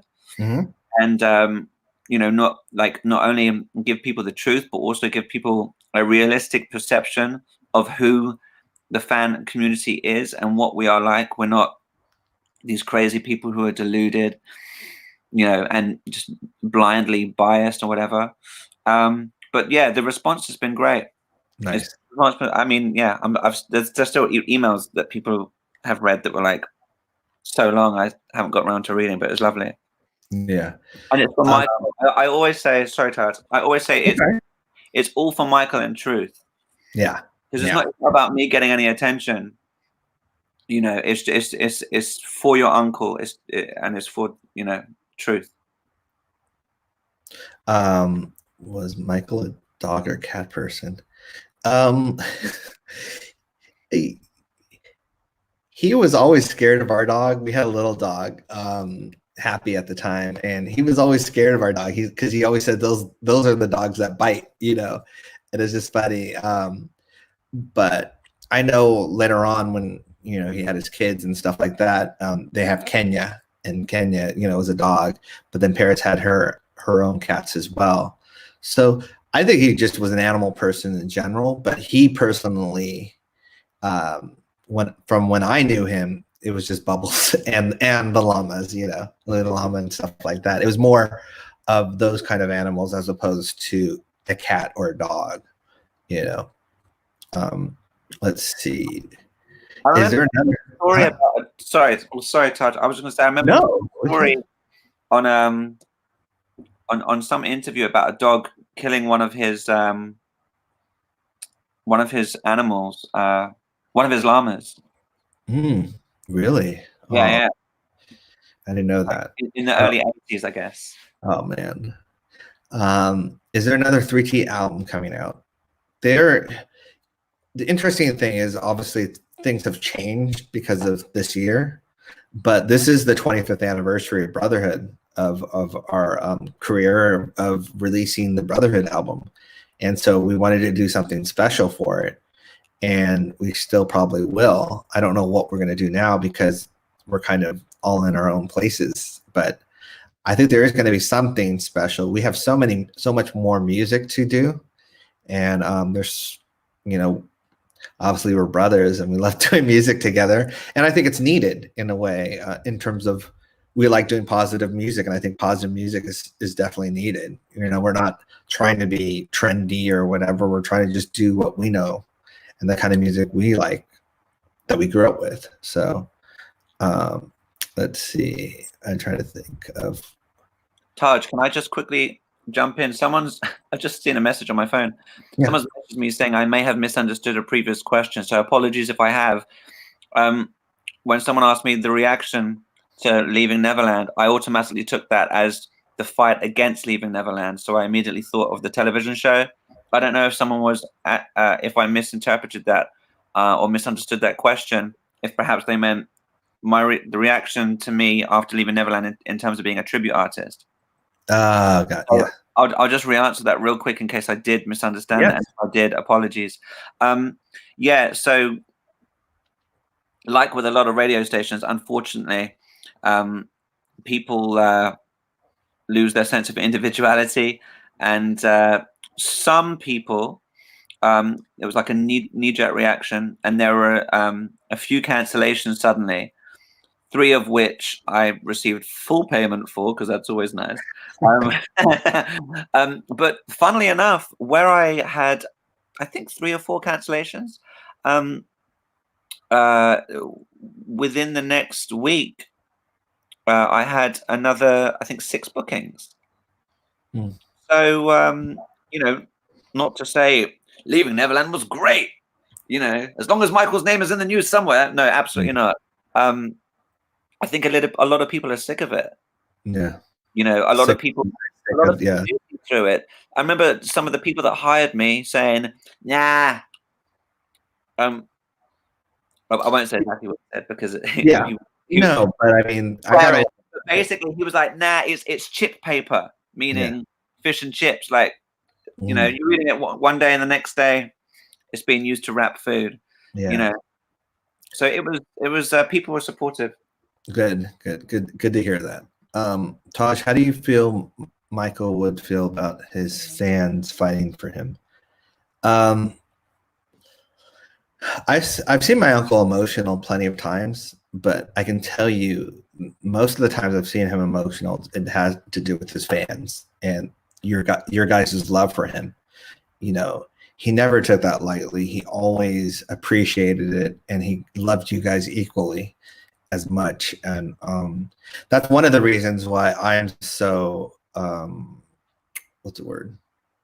Not careful, but because I appreciate you guys, because I know how much it meant to him in that way. You guys did, the fans. And so I'm a lot more tolerant, with certain things in the fandom, and because it's just, he loved you guys unconditional, like as if, you guys were part of him. And so I would definitely, he would be so proud, but he'd be so emotional, and he would be so thankful, because it's what someone like him would have dreamed of, like hoping, when you write a song like Will You Be There, he's hoping that people will be there for him at time of need. And you guys not only rose to the occasion, you were there. I always say, if it was a battle, you guys were there with your gear, and you're like, we're going to hold the line. We're not running, and because of you guys, I already knew I had to hold the line. I already knew I was already geared up, but seeing millions of people behind me and in front of me, some people were in front of me, taking arrows and taking, whatever it was, it gave me the confidence to continue as well. And so I'm super appreciative. I know he would have been in that way. I mean, even during the trial, when you think about the support during Michael's trial, like, who else would have had that support? And it's not, like we have the truth, yes, but people knew Michael's soul. It was in the air though, Danny, because I was living at Neverland, as a lot of people know, and I could feel it from the not even from the people outside of Neverland. Obviously, there are people outside that were, there gathered, but just the energy around the whole San Ynez. Like, I felt that love and energy fire over Neverland in a way, because it was kind of, I think it countered all the negativity that the press had brought and the media had brought. It countered it, and it gave it an even playing field, and it kind of said, no, you are not going to do this. And I think that's what helped him get through it, because you felt that energy of love. Yeah, I remember speaking to some people at the boarding school just across the road. You remember that on across the street there was that. Yes, I'm trying to Midland. Yeah. Yeah.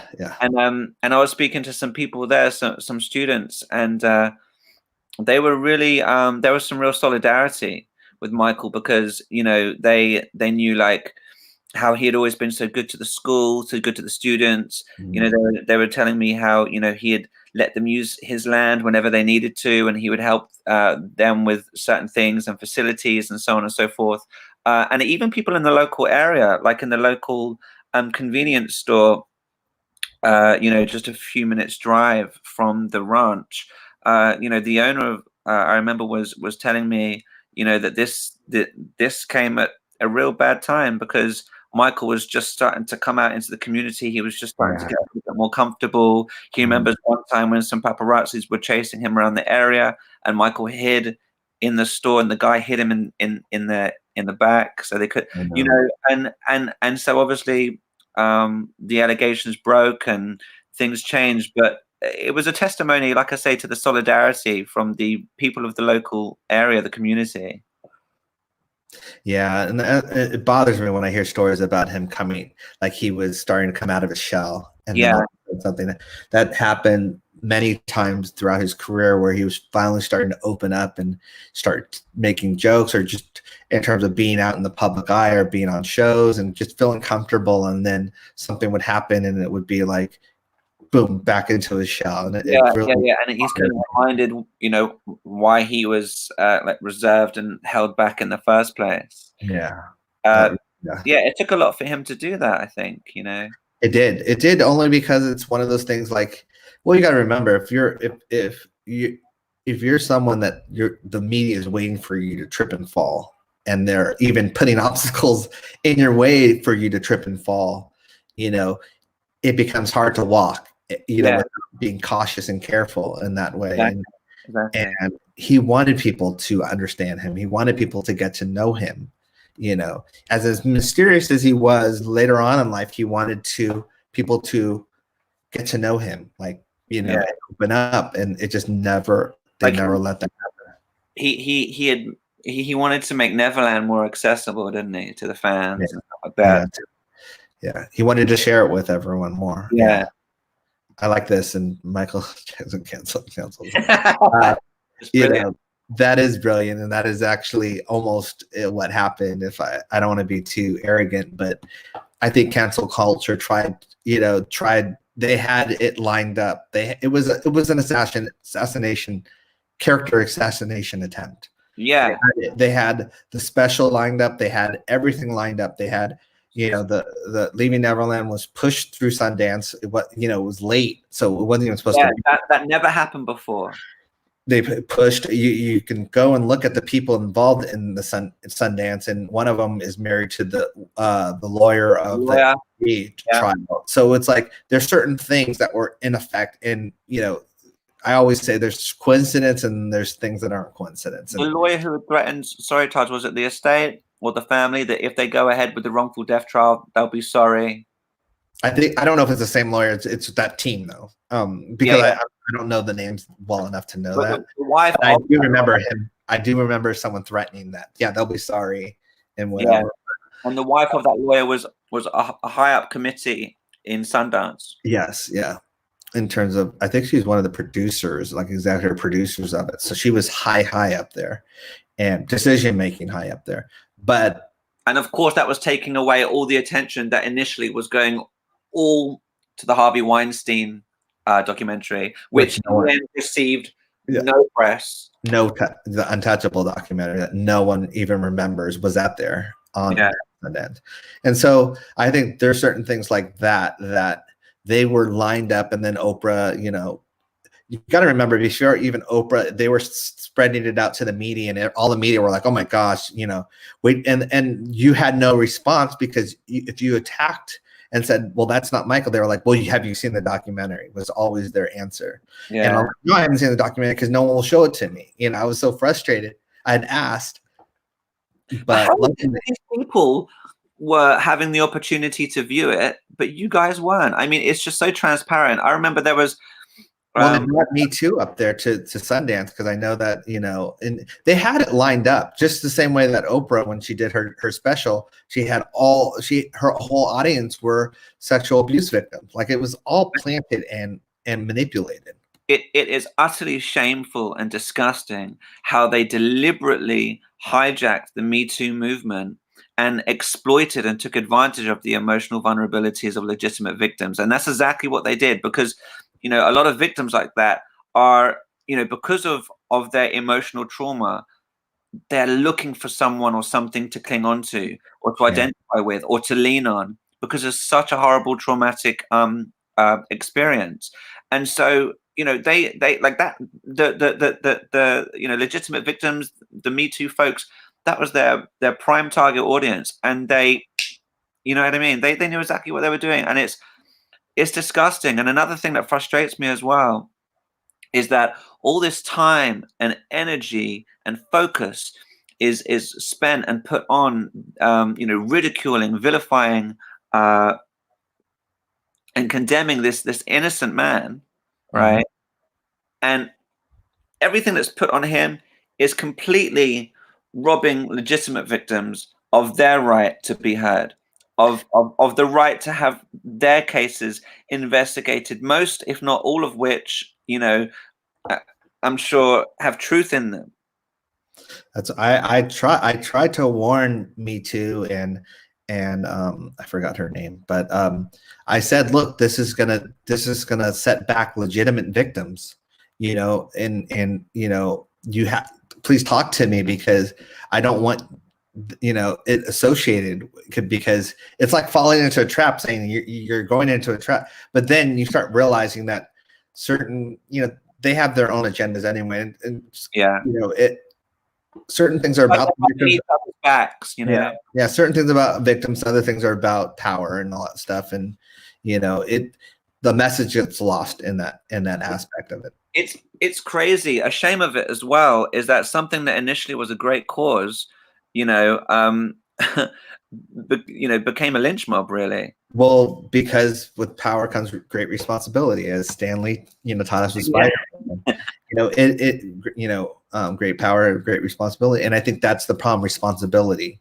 It became almost to the point where we have that in our nature as humans. I mean, if you think about the gladiator days, or if you think about, the guillotine days, or, just the witch. You want to watch people fall and collapse. Watching people fall and knowing you're part of that, and you can root it on.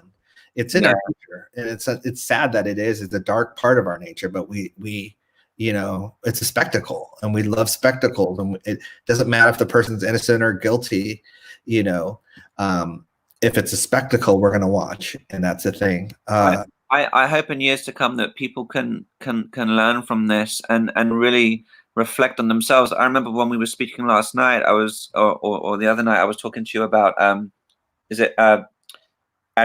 Arian Foster, the American football player, and that he had always, and for those of you that haven't already seen his videos on YouTube, he's pretty well known in the States, isn't he? Yeah. Well, football's huge in the States. Yeah. I mean, American football, so and he's respected, and he was one of the first, and I know you can continue on, but he was one of the first names, in terms of just celebrities, to jump on board and say, I did my homework, and this is why I think Michael Jackson is innocent. This is why I know Michael Jackson's innocent. Right. And the thing is that no one told him to do it. He didn't make a fool out of himself. He just took it, he just took it within himself to do it. It was just his instinct. He was watching the film, and he said, no, something just doesn't ring true about this. And the funny thing is that he admits that, he had always thought that, like, Michael was guilty, and it was just one of those things that you were led to believe, and that was that. Yeah. So one of the things that prompted him to do it, apart from, in his words, being a decent citizen and doing his due diligence, was that, his kid was always a massive Michael fan and was always dressing up and dancing and everything to his music. And he said, okay, if I've got my kid doing this, I'm not comfortable with having my kid do this and supporting that and encouraging that if there's any possibility this guy might be guilty. Yeah. I have a suspicion he's not guilty, but let me look. And through doing so, he said that when he enlightened himself with the facts and the truth, it made him, one of the things it did, apart from realize Michael's completely innocent and railroaded, is that it made him reflect on himself as a human being. Mm-hmm. It really made him do a bit of soul searching, because he felt bad about, having walked around all those years in his life and just kind of assuming, well, yeah, he must be guilty. And suddenly he's learned that he's completely wrong. Yeah. And I talked to him. I did a podcast with him. Well, I was on his podcast. Extremely nice guy and everything. We talked, beforehand, before we did the podcast and after. He just, like his son, as you said, was kind of the leading force of him going and learning the truth, like researching. And because of that, he became such an advocate in a way, because once you know the truth, you can't, anyone that, didn't do their homework, they can't tell you what they can't out, your stuff. Exactly. They can't question with him. What are people going to say? Yeah. Oh, yeah, but you're a fan. Oh, no, wait, you weren't. I mean, this is someone who was completely the other side of the fence, who thought he was guilty. Yeah. Like how they're always trying to do, oh, you're a fan, you're blinded by your loyalty or your admiration or whatever nonsense they want to say. Yeah. Oh, hello, Zoe. Yes. Zoe is different. Okay, so tell us your experiences at Neverland from a fan's point of view.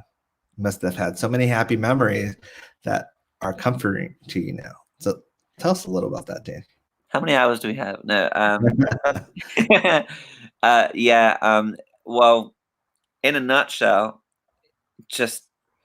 and what you would expect me to say, the most beautiful, magical, blissful place on earth. And I always said, if the rest of the world was anything like what Neverland was like, what a perfect, more peaceful and happy world we live in.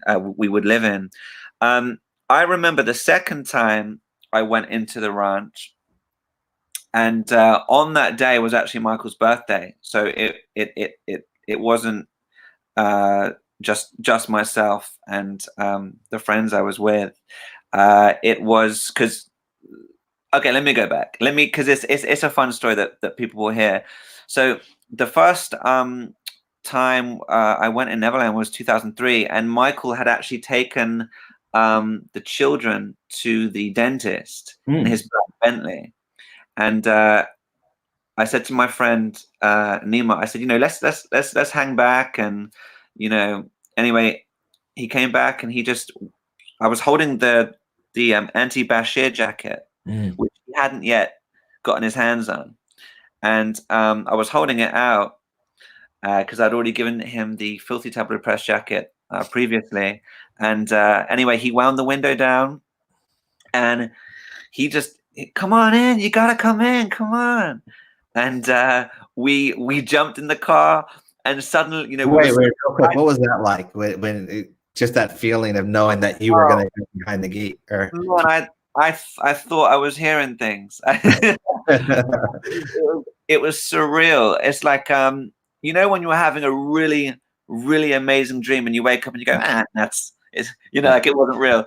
Yeah. Well, it was like that experience, except you never woke up. It was real, right? Yeah. And just phenomenal. And the crazy thing is that the week before, I had a vivid dream that I went to Neverland, and I walked through the gates, and Michael invited me in personally, and I kid you not, picture for picture, from dream to reality, that is exactly what happened. I kid you will, man. Yeah. No word of a lie. No word of a lie. So for any of you, those of you that don't believe in vision boards and all this kind of stuff, but we jumped in the car. We're so excited. Okay, so we got the invite. Michael invited us personally, and then we can't find the car keys. I mean, come on, right? So we're screaming and shouting at each other. You got the keys? No, you got the keys. I gave you the keys. No. And then we found the keys, and we drove on in just a little behind Michael. And I mean, obviously, I want us to talk about everything because it will take too long, but it was just phenomenal. Magical, magical, magical, magical, magical is the single word I can use. I mean, there's no word that exists that comes close to describing or articulating exactly what Neverland was like. And the same with you know, your uncle as well. But it was just the most magical, beautiful place. You know, I loved as well that there are Christmas decorations there, Oh like yeah, pretty much all year round. I think, like yeah. it was a way of him compensating for all the Christmases he'd missed out on. Yeah, And yeah, it was amazing. I was going to say, I remember the second time we went, and I saw all the joy that Michael was bringing to people. I saw the joy in their faces, and I saw where the coaches were that bring in the busload of inner city kids just outside the main gates. Mhm. And I had a whole bunch of friends. One of them being Big Al. I had a whole bunch of very good friends that worked at the ranch, right? So I didn't want them to think that suddenly I was becoming this like crazed fan. But I saw all this joy that he was giving all these people, and he was not obligated. He did not have to do that for them. And suddenly, I hid my face in my friend Nima's shoulder, and I just burst out crying. And he said, "Why are you crying?" And you know, it was almost kind of like I had this bittersweet feeling, because I just said to him, you know, through my tears, how is it that we live in a world where such a beautiful person who means to do nothing except be kind and loving, you know, to others, gets so deliberately misinterpreted? Yeah. And that just really, really crushed me in that moment. And I said, look at the joy in their faces. Look what he's doing. He doesn't have to do any of this. He could be in there minding his own business. It's his birthday, for goodness sake. He doesn't have to do any of this. And I said, and you know what kills me the most? I said to him, the rest of the world is never going to hear about any of this today. Yeah. The outside world will never, ever hear about this. And that really upset me. And I'll show it as well. I pulled these out. Yeah. Just so we can, but some stuff I took from Neverland. Here comes the crazed fan section. No. Oh, do you remember these? This is some of the popcorn. Yes, yeah. I told Danny that I was jealous because I never, you know, I always assumed that I'd always be there and always be able to come back. So I never took things like, you know, like Neverland soap or Neverland, you know, towel or, you know, the stationery. I seldomly took anything like that. I'd always do that for the guests, basically. And it's one of the things I regret is not having those things, you know. Yeah, exactly. It's like I was saying to you, it's a funny thing when I was saying to you about I have family that have lived in New York since like 1980, and they've never been to the top of the Empire State. But I live in London, and I've been there like 4 times. So it's like it's a place that you always expect to go back to. Yeah. I mean, I was living there, so I took it for granted. I was like, oh, you know. Question, Taj, do you think the media? I think, you know, is the media racist? I think that the media is from a group of people, and it's whatever their narrative is. And I know in London, you know, a predominantly big section of the press and the media is white, and so I think until you have representation from everyone, it's going to be seen through those eyes, and it just depends, you know, whether people know they're doing it or not. They're seeing it through their own lens and their own perspective, and so you until you've walked in other people's shoes, you don't know their journey and their perspective. So I think that some of them are racist and they do it deliberately. They, you know, especially when it comes to my uncle, because he's a Black figure that people idolized and worshipped. And I don't mean that. I don't mean that in the religious way. I mean that in the looking up to way. Yeah. And that is dangerous, even to people, because they don't want to give hope to other Black families or to other, you know, he became kind of, you know, whether it was Asia or India or whatever, I mean, people had his posters on the wall, females wanted to marry him, and it's like, it didn't matter the race. It transcended the race. And I think that was dangerous to certain media. Media were like, no, you can't, we are still trying to keep it, where white people marry white people and this and that. And that, like, there's no, and so it became a threat in that way. Yeah, Taj, it's interesting you say that, because it makes me think of like how your auntie was blacklisted for 10 years because of the Super Bowl thing. But then, like Justin Timberlake was there too. Oh yeah, don't get me started on that. In terms of, and I mean, not even blacklisted. Her music was blacklisted. Like, they wouldn't play her on MTV and stuff like that. But Justin, went on to play, his videos and all that stuff. Bigger and bigger and bigger. Yeah. But it's a different, I don't want to say goalposts. It's different, biased in terms of that. You have to, yeah. Sorry, Taj. I was going to say, I remember your uncle speaking to Geraldo about this and saying about in the 70s when there was that nudist, that something, I don't remember the details, but you never heard nothing about it. Yeah. I don't remember exactly what it is, but in reflection to that, if you guys want to YouTube it, he talks about it in the Geraldo interview, basically talking about how Janet was unfairly responded to and treated, and that I think as well, it's not just it is a black thing, but it's a Jackson thing too. Yeah, it is a Jackson thing, because they don't want. I mean, we're considered, in the rest of the world, we're considered like musical royalty, but in our own country, that's like, they don't want to say that. They don't want us to. They don't want people to aspire to be the next Jacksons or whatever like that. So they've done their best to, downplay us or try and humiliate us. Yeah. I remember on Twitter, some people are asking about what we're talking about here too, particularly within the British media. And I just want to say, like how they've been like some of the worst to Michael. And, some people might not like to hear this, but it's true. I think there is this, this thing where they feel superior.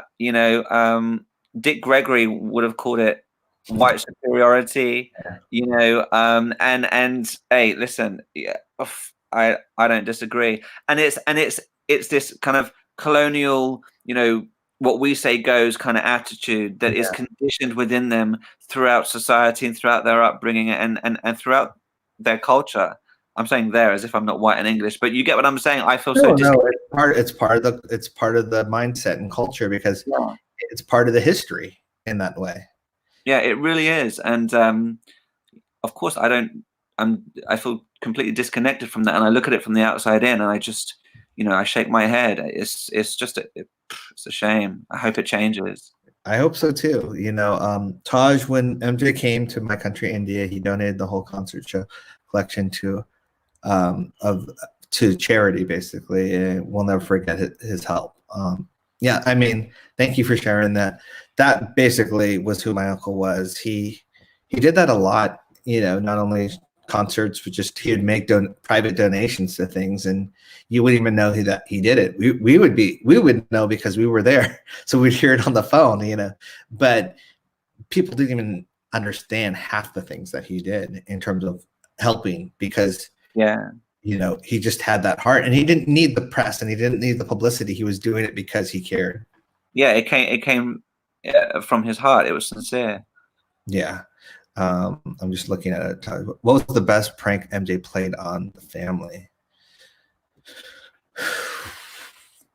I don't know if he pranked the whole family at one point. I mean, I'm sure I was a kid he was always a prankster, so I'm sure he's pranked his brothers and sisters plenty of times. When we were around him, me and my brothers, we would prank other people. Like, we never really pranked each other, because it was kind of like we had a camaraderie in that way. We're like, okay, I respect you, you respect me, we're at equal grounds. Because you didn't want him to do something, you didn't want your brothers to do something to you while you were sleeping. Yeah, that was always my fear in terms of that. But we pranked other people like there's no tomorrow. It was incredible. It was fun. It was just, being around him was like being a child, and it taught me in life I never wanted to grow up. I never was, all my friends were like so antsy about being old or growing up. I never wanted to grow up because I had that in my system from being around my uncle. So I maintained my childhood nature, my childlike nature. Even to this day, I still play hide and go seek with the cousins or whatever in that way, because that's just who I am. It's like how I grew up. I grew up, with my uncle, and it's like, I love that part of him. So why would I try and be different than that? Like, I don't have the same kind of budget that he had in certain things, so I can't do as much. But you can find happiness and fun as a child with any budget, and anything it's inside of you. And that's what I do. Even, the way I'm raising Taylor, I want her to always be a kid. I regret that society influenced me as much as it did, and I hope that she doesn't get at. I will continually make her feel that she can always be a kid and always be, kid like my uncle was in that way, because there's not only an innocence, but there's a magic to that. And that way we lose that magic. We lose that sense of I can do anything, wonderment. And I hate that I lost some of that. And I hate using the word hate, but I do hate that. I take it back, pull it back, pull that wonderment back. I think part of it was the death of my mom. It made me grow up to the point where, I was 21, hanging out with my uncle. I was a 21, 10-year-old, 12-year-old, whatever you want to say. Mentally, I was that. When my mom passed, I had to quickly grow up. I would say to about 17 or 18. I still wouldn't allow myself to get to, adult age. Especially being the older sibling, right? Yeah, and having to deal with responsibilities in that way. And so that was just frustrating. And that, but then I try to dial it back and try to be, a kid again and watch Disney and all that stuff, Disney Channel, so yeah, I don't know. Mentally, I feel like I'm mid-20s. I know I can't be, a teenager in my mind because I've gone through too much, but I refuse to be 30. Good. Refuse to conform. I'm still naive in my own mindset. You saying that makes me think, like, my son and I, he's 8, and it's great. We're best friends, and we are the pranksters of the house, we're the jokers of the house, and my dad too. Like the three of us, we're always pulling jokes and being childlike. Yeah. Someone asked Taj, how the Taj Jackson Foundation, which people don't know, I might not know, it's a foundation that me and my brother started, in my mom's name. And we help underprivileged kids, but we also, it's helping people that have experienced loss and grief.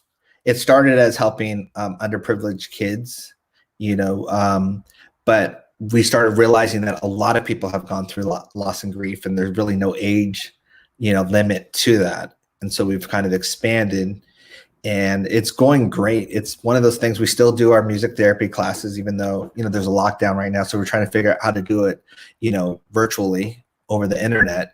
But just helping people has always been something that we love to do. And my mom loved to do that as well. She always donated to charity or donated her time into raising money for charity. So it's something in her nature too. So we got it from both, our uncle, my dad, and my mom. So it was a trifecta in that way. And so it's something I'm extremely proud of, but it also keeps my mom's legacy and name out there too. And my uncle, the interesting thing is, I knew my mom and uncle were close. I always knew that because, there'd be times when he'd be on the phone with her, just, in general. So I always knew they were close, but I didn't realize the mutual respect that they had for each other until I got older and realized the dynamics of that. And, she was like a sister to him in that way, and there's certain things that he talked to her about, because I think he knew that she wouldn't judge him, in a certain way. Like, and I don't mean that in a way of like there's something to judge. I just mean in terms of like she cared about him as a person as opposed to Michael Jackson. And it's just like we did. And I think that was a thing. So he just talked to her like, in general. And I really I'm thankful of my mom and uncle's friendship and relationship in that way. Because when your parents got together, your Uncle Michael would have been like still a child pretty much, no? Or real young. real young, but my uncle and my dad were very close, and so, my dad, because my dad's he's so easygoing. And I think that's the thing with my dad. And my uncle always, just loved him because my dad just, was just that was his brother. It wasn't like he didn't see him as like, oh, that's Michael Jackson. What can I get from him? And I'm not saying anyone else did that, but my dad exemplifies that. Like my dad just said, that's my brother, period. Yeah. Well, and I'm proud. I've seen video and I commented on Twitter of my dad smiling when my uncle received his award. Is like a proud brother, and they all have that. They've all done it. I've seen my Uncle Jackie, do that. My Uncle Jackie was there when my uncle got the Walk of Fame, just like my dad was. It's there's like so much support for one another. Huh? There's so much support for one another. Yeah. That's their brother. And I think people forget that, or that's their, and yes, we're an entertaining family, we're an entertainment family, but you got to realize we're a family. That's their sibling. Yeah. And, good or bad, siblings fight. I don't know of any siblings that haven't fight, even the closest ones. I consider myself an easygoing person, but I've definitely fought with Terrell and TJ plenty of times, not agreed with them, but then amplify that, now take some outside force and making judgments about it and having their own sense or point of view of your fights with your brothers. They tried to put some of that across in the Next Generation, didn't they? The TV show where you guys were having creative differences with Taro. Yeah. I mean, it all depends. Sometimes Taro, yeah. I fought with Taro only because of the Power of Love song. That was the one time I always pick my battles, and he wanted it to be a dance song, our tribute song to our mom, and I wanted it to be an anthem because Taro writes incredible anthems. Like he's done it his whole life, and our family's known for anthems like power songs like "We Are the World" and "Earth Song" and "Heal the World." I'm like, why would we do a dance song as a tribute song? For a charitable cause. Yeah, for our mom. Like, and he had a point. He's like, my mom, mom liked to dance. So I'm like, yeah, but that's not our strength, and it only took him a day. Like he literally, and when he put his hands to the keyboard and did the first chord, it was like magic. And it was, and I always appreciate my brother for that, because Terrell is probably the most talented, one of the most talented producers alive. He's his own worst enemy. He is incredible. And he deprives so many fans from music because he doesn't think it's good enough. Really? Yeah.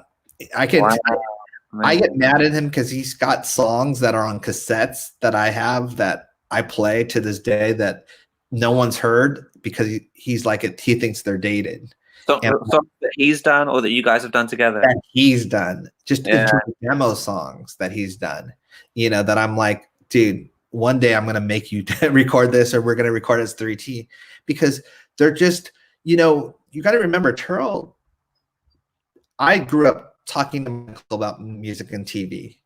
Yeah. TJ grew up talking to my uncle about business. Like they would talk about, whether it was real estate or buildings or, about companies. TJ loved the business side of everything. Terrell only talked to my uncle about music. So you can imagine if this was a movie, if you can imagine someone from the age where he discovered writing music, which Terrell was very young when he started writing music, all the way to, my uncle passing. Terrell got advice from my uncle. Terrell got the keys to the kingdom in terms of what, why do you do this? Why do you do that? So Terrell has that embedded in his DNA of how to write an incredible song, because that's, what he studied. When he started, when Terrell and you guys started playing music and picking up instruments, who taught you guys how to play those instruments? Was it a matter of kind of picking it up, kind of just on air, or your dads taught you guys, or you had like actual lessons? It was mainly by ear. I know my dad taught Tara how to play guitar, and TJ with drums. He had certain lessons. We had certain lessons, but they weren't like lessons.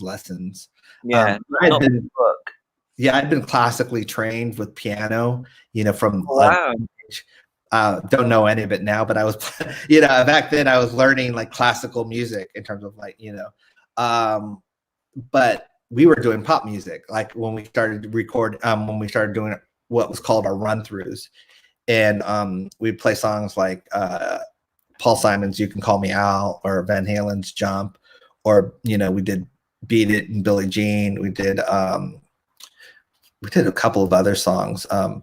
But it was just like whatever was on the radio, we'd learn by ear and play it. And I'll never forget, my uncle bought us our first organ. And when I say organ, it wasn't like just one keyboard. It actually was sold in the auction, so someone might have it. It was a 3 layered organ, and probably someone could find a picture of it. Like what they use on tours. Yeah, so I could play the bass and play chords at the same time. Oh wow! And it was incredible. But our uncle, Michael, gave us that as inspiration. But so I would say my dad taught us mainly the instruments. Our mom was the taskmaster force, like behind it, in terms of making sure we practiced every day. Yeah, she was on us every day. Like, did you guys rehearse and whatever? Our dad was the one that kind of helped us with instruments, and then our uncle kind of gave us certain instruments to keep us going.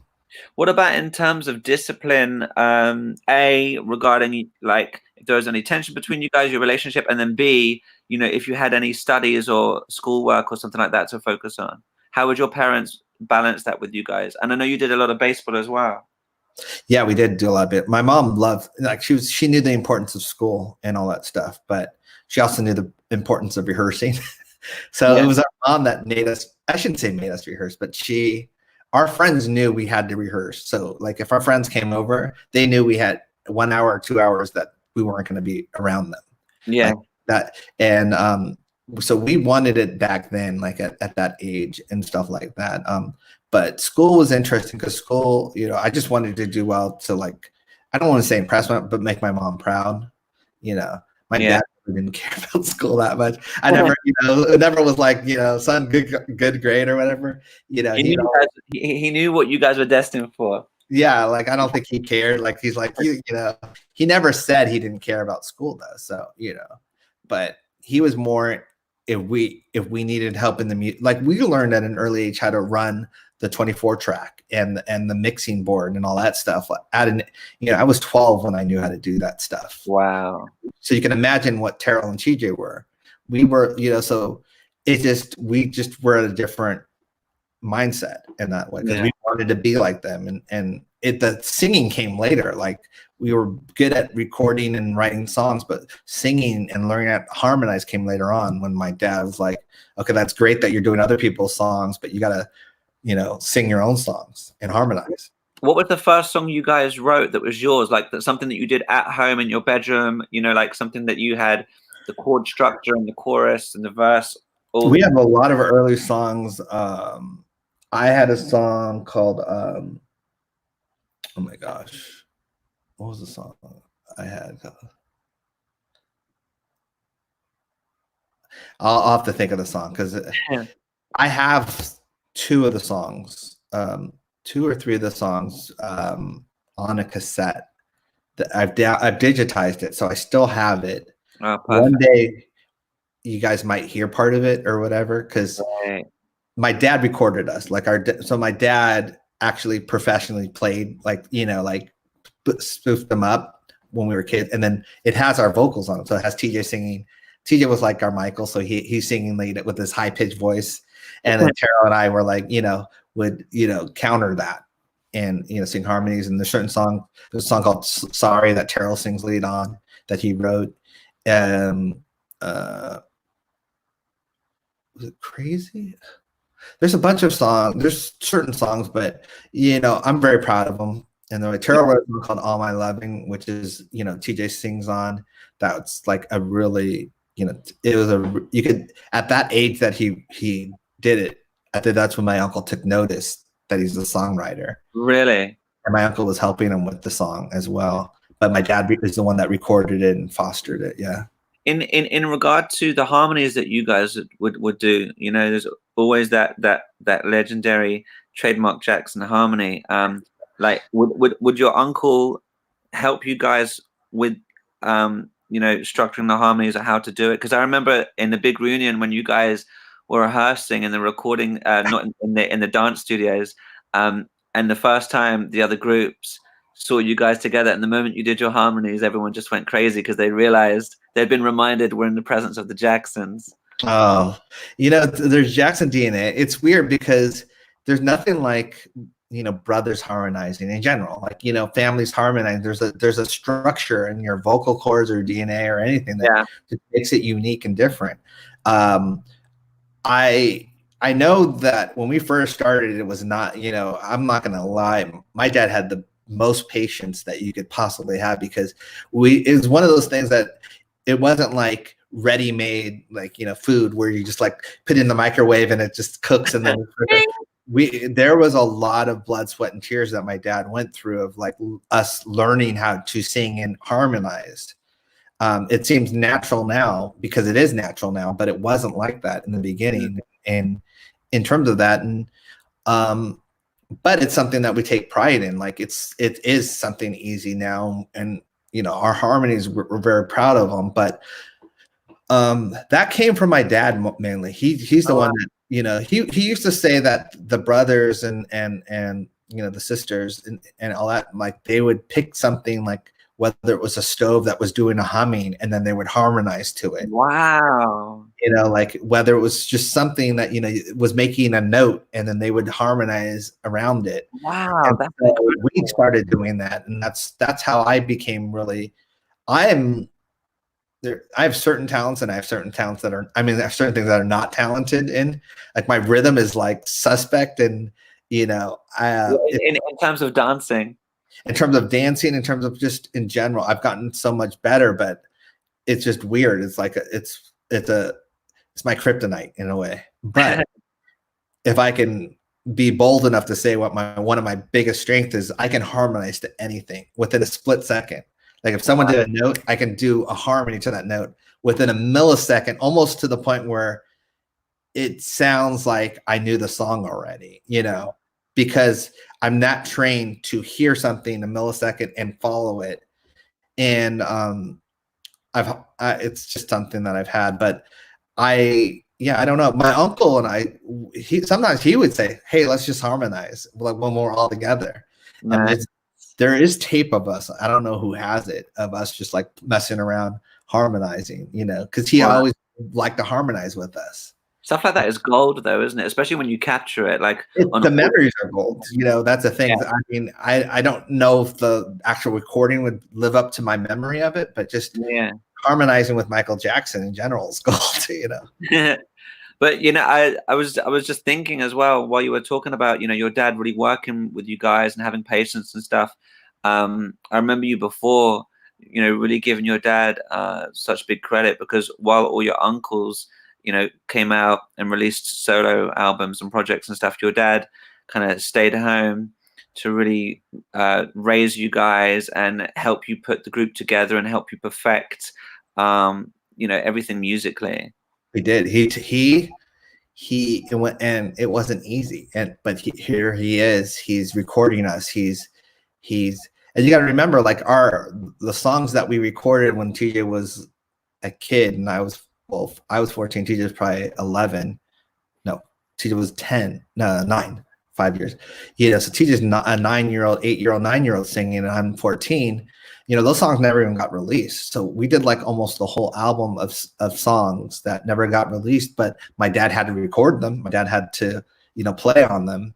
Yeah. Use them. So he spent a lot of time. Those songs became our kind of intro to demos in terms of, you know, helping us get comfortable to do demos. But yeah, my dad spent so much time with us, and I'm so appreciative of that. And that's one of the things I say about my dad. You know, he lived vicariously through us because he saw his sons doing it. You know, that he put all that work into it, and here we are, and we were doing it. Yeah, that's lovely. That's really Oh, beautiful. no, let me see something. I just want to make sure I'm still getting, because we'll wrap it up. Yeah, Words Without Meaning was one of my uncle's favorite songs that we did on Brotherhood. I've said this before. He loved the way I sung that song. Terrell wrote it.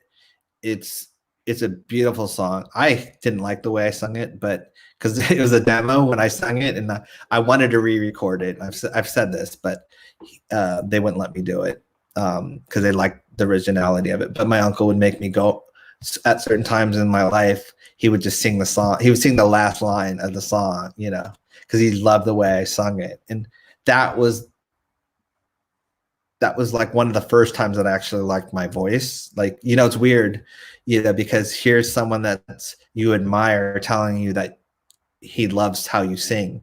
Yeah. And until he told me that, I always knew I was good at singing choir and stuff like that, but I never thought I don't have runs for days. Some certain people have talent, like in terms of where they can do runs and musical, all that stuff. Yeah, I don't, yeah. but I have texture and I have tonality, and I can. Yeah.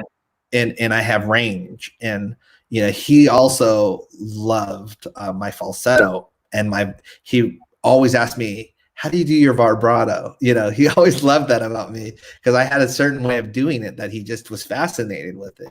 And I was like, wow, this is Michael Jackson asking me. I was going to say that's like, one of the great. That gave me the confidence to be like, what, my voice isn't bad. He loves it, and it made me feel like if he loves it, that's all I need. Everyone, I mean, obviously certain people came up and said, oh, I really, but it just, as someone, as your worst enemy, your worst critic, you're thinking, oh, my voice isn't, my voice doesn't sound like Boyz II Men, I mean, when your Uncle Michael did say that, did it really instill that confidence in you to kind of be more free and comfortable with your voice on stage and in the studio? My voice, not my performance, but my voice. Yeah. Because he was the type that wouldn't lie to you. He would inspire you, but if he said something, he meant it. He wouldn't lie to you just to make you feel better. He would say it in a different way. He'd be like, yeah, it's getting there, keep working on it, like that. He would say it. But when he said something so definitive, you knew he meant it. Yeah. And you're right. Like someone just said, Michael saw the potential. He was always trying to inspire people to be the best they can, and that's one of the things that bothered me so much about Wade and James. They have a certain entitlement and privilege where they feel like, oh, Michael promised us that he promised us we'd be famous. Yeah. And, he let us down. No, he gave you the inspiration to be famous. It's up to you to work at it and be that. And and I think that they're it's like, I always say they're bitter ex-employees in a way. And I don't think they're employed by him, but it's like that bitter, that's like got fired and now like, I'm going to bring this whole thing down because I got fired. Yeah. It's like, your uncle helped start the engine and they expected him to just do the whole route, drive the whole journey. It's like, well, you got to take it from here. I've given you the tools with which to make this happen. And now I want to clear one thing up. There were, Wade was on his label, but James, I don't think was ever was an employee. I was using that as a term. I have to say that because there's idiots that will take that and use that. Yeah, and take it out of context. He probably said that they were employees. No, I did not say that. I was using it as I got to think ahead of things, which is the most annoying thing, about that. Got to put both hats on. No, it's a good thing too. It's this, it comes with being a Jackson. You can always expect to be misinterpreted and have something completely innocent taken out of context. Yeah, or waiting for the gotchas, or so I try and catch the gotchas before the gotchas because I want to speak freely and I want to speak natural. But then I have to also go, okay, I just said that. Now someone might think it's this. Yeah. You got to be switched on 100%. Yeah. Someone said James was Michael's employee. Well, I guess if holding an umbrella is. Yeah, I can think of an answer to that, but I'm not going to say it. I mean, maybe he felt sorry for him in that way, but I mean, I'm thinking of employees as, like working, not just Yeah, some that signed a contract. Not like, oh, well, let me give you something to do kind of thing. You know? Yeah. Taj, let me ask you this. I was thinking of I didn't mean to make a fun of you, because you're probably right. I just meant that that's my interpretation of his employiness. I didn't mean to make it sound like I was making fun of the question, because I wasn't. Thank you. Taj, let me ask you this real quick. You might have answered this before in the past. I'm not sure. You guys doing Film Family? Naturally, you're all film enthusiasts anyway. But the timing of that, was that a therapeutic way with which to distract yourselves or help distract the boys from the madness and the craziness and the heart of the claims from Leaving Neverland? Film Family had nothing to do with Leaving Neverland in terms of doing it. Me, BG, and Prince, we always around Calabasas would talk about movies, and we'd always watch a movie. We'd go and see a movie, and then we talk about it. Yeah. And I don't know if it was BG. I think it was BG that said we should do something like a show. But back then, BG was like, shy, or at least, so we were like, oh yeah, whatever. But then he kept asking, and he started coming out of his shell, and we're like, let's do one, and he was not shy, when he was very, his technical knowledge of films from a technical standpoint, and like jealous of it. Every crew member, is just phenomenal. And his sense of knowledge and remembering it, I'm extremely jealous of it. If I had that skill back then, I'd be unstoppable. Yeah. But for me, the reason, like, this Film Family probably could have happened a year ago, 2 years ago, but I've always made a cautious decision when it comes to Michael's kids. I don't force them to do anything. They have to ask me, and then I have to know that they really want to do it, because not only for my own sense being, but I don't want it to be perceived by that I'm trying to do something to get ahead or whatever. Yeah. I wanted to do Film Family with them because it connected me with my uncle, because it's something we used to do. It's something my uncle and I used to share, was film knowledge and all that stuff. So by talking with them and doing a show with them, I felt close, like, hey, we're carrying on that legacy. So it was something that it was pure joy. But with everything, there's always another side that tries to make it, you feel like, why are you doing this? I mean, luckily it hasn't really happened with Film Family, but I had to be cautious of that. Like someone saying, oh, well, you're not supposed to be doing this with your nephews. Luckily that didn't happen. But yeah, no, I think it's lovely. Fear. It's a really, really honest and enjoyable watch, seeing you guys review the movies. As a film enthusiast myself, I love it. Yeah, hold on.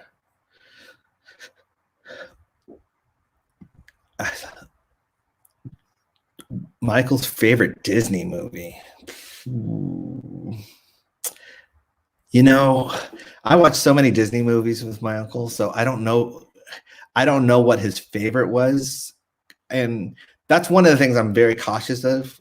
If I say something matter of fact, it's because I either heard him say it, or we watched it enough times or did it enough times that I know that he liked it. I've seen him eat enough Kentucky Fried Chicken to know he liked Kentucky Fried, or the biscuits to know he liked it. But then I'm also cautious of saying something just because I saw him watch it. Peter Pan obviously was the staple of it. Like that was who he felt like he was Peter Pan. And so Peter Pan would be the definitive answer to that. But also we watched a lot of Sound of Music.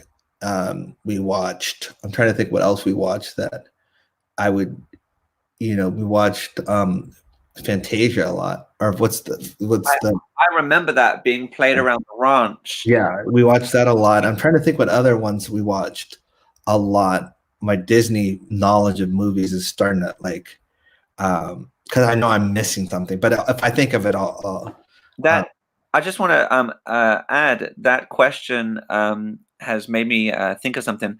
And Taj, you probably remember this yourself. In the in Michael's in the lobby to Michael's movie theater, as you walk in on the left side, I think it was just outside of the male theater toilets. There was an incredible Pinocchio kind of animatronics thing that was made for Michael, especially by the Disney company, and there was a plaque above it, a gold plaque that in black writing engraved said, "This is made especially for Michael Jackson by the Walt Disney Company." And what was inside was you had like the Pinocchio set. I don't remember exactly which part of the movie or the story it was, but like in terms of the background and stuff, but you had Pinocchio, and then you had the fairy godmother, and the fairy godmother, it was like you'd press a button and the hand would come up with the wand, and then it would come down, and when it came down, it would light up this figure in the background that would spin around like this. It was on some kind of track, and it would come to the front, and that figure was a little figurine of Michael in the Smooth Criminal outfit as seen in Moonwalker, and then a light would shine and the hand would go up like, you know, whoa kind of thing. And that was incredible, and it was behind a glass plaque, and it was just amazing. And those kind of things were magical. Yeah. And so and look, there's Michael. Yeah, and it was like it was, yeah, those things were incredible. It was the Pinocchio set. It was, I think it was Geppetto's house room, because right correctly.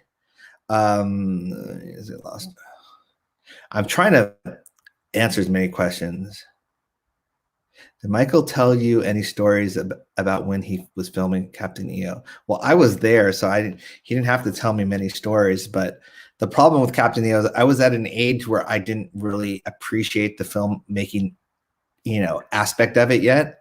So we stayed more in the trailer from a lot of it than actually going on set. And it's one of the things I regret to this day, because there was Lucas and Francis Ford Coppola there. Yeah. Or like, well, I'm sure I did. I'm sure I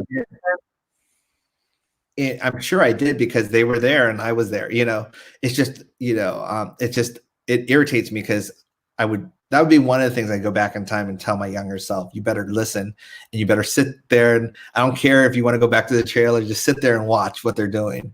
Yeah, because you had like some of the giants of the film industry on that project. I don't even, there's probably people that visited the set that I would now be like, oh my God, so and so was here too. Yeah. That just shows you how to us it was my uncle just doing something, that I would be, in a trailer waiting for him to, that's just how our minds work. It was like, oh, he had to go to work, we'll just stay in the trailer until he's done. We weren't thinking like, oh, he's gonna go, let me go see what he's doing. So that's how jaded we were, I would say. Yeah. Did you ever visit the Hook film set? No. The reason I ask, I'm friends with one of the cast, and they said that it told me that some of the Jackson family members came and said specifically that Janet visited. So I'm not sure if perhaps you guys went to. I wish I did. I mean, no, I never met Spielberg either, so I don't. Spielberg and McCartney are two people that I've never met, that I, obviously influenced by McCartney with the Beatles and Spielberg with his movies. Taj, what's your feeling about Paul McCartney's reflections on your uncle after leaving Neverland? Like, it wasn't direct, but the media could easily imply that he was trying to say perhaps there was something dark and sinister. I don't know if you know what I'm talking about. I do know what you're talking about. It's hard, because it's like, I know how the media manipulates stuff, but then I also know that you should know at that point that the media is going to try and manipulate stuff as well. Especially if you've been around that long as Paul McCartney has. He's a veteran to it. Especially if they're answering for something negative, you have to be extra careful in that way. And I just think it was horrible timing. And one of the things with Leaving Neverland is it really didn't leave any area for gray. It was either black or white. It was either, you believed it or you didn't believe it. And if you didn't believe it, then you were a villain. And it was, there's no other, well, I know Michael and this is not sitting well with me. Like, and that's the thing too, that bothered me with a lot of the celebrity response of people that didn't even hang out with them. I know Paul McCartney did, but I'm just saying other ones. All you had to say was like, I don't really have a comment about it. I can't really. Exactly. People started blindly just spitting. It's like you chose to do that. Then at that point, you chose in your mouth. Folks like Boy George, Madonna, Celine Dion, Tiffany Haddish, Dave Chappelle. These people fearlessly just came out and were like, "No way." Like look into it. Yeah, there's so many that said that, and there's others that you could have just easily said, no, Neo was one that was, also pro, very pro Michael. Yeah, it's great. All you had to say was, I don't want to see it, or I saw it, and I don't want to talk about it right now. Even man, how can I forget? I'm going blank in my mind. The brothers, the comedians that did the first two scary movies. The Wayans. Yeah, the Wayans. Yeah, Marlon Wayans was on a podcast or a radio show saying like how he just thinks it's disgusting and outrageous. About the Wayans real quick. He was like, Michael can't defend himself. He's been tried and acquitted. This is crazy. The Wayans, I gained of course they did a living color, and there's some spoofs in there that the fans are a little upset about that they've done. But I can tell you during the 2005 trial, the Wayans brothers were there for my uncle. They wow. One of the few that actually checked up on him, and Michael, if you need anything, we're there for you. Damon and mainly, and I will always respect that in a way. Wow. While others ran, they ran towards him. Wow. And so I think that to me, you don't see things behind the scenes, but I do, and that speaks. And they were there at his time of need, and so I will have high respect for the Wayans family. Amazing. Were they friends beforehand, or they just reached out to Michael? I think they just admire, who the Jackson family was such a big family that opened doors for everyone. I think they just highly respected them.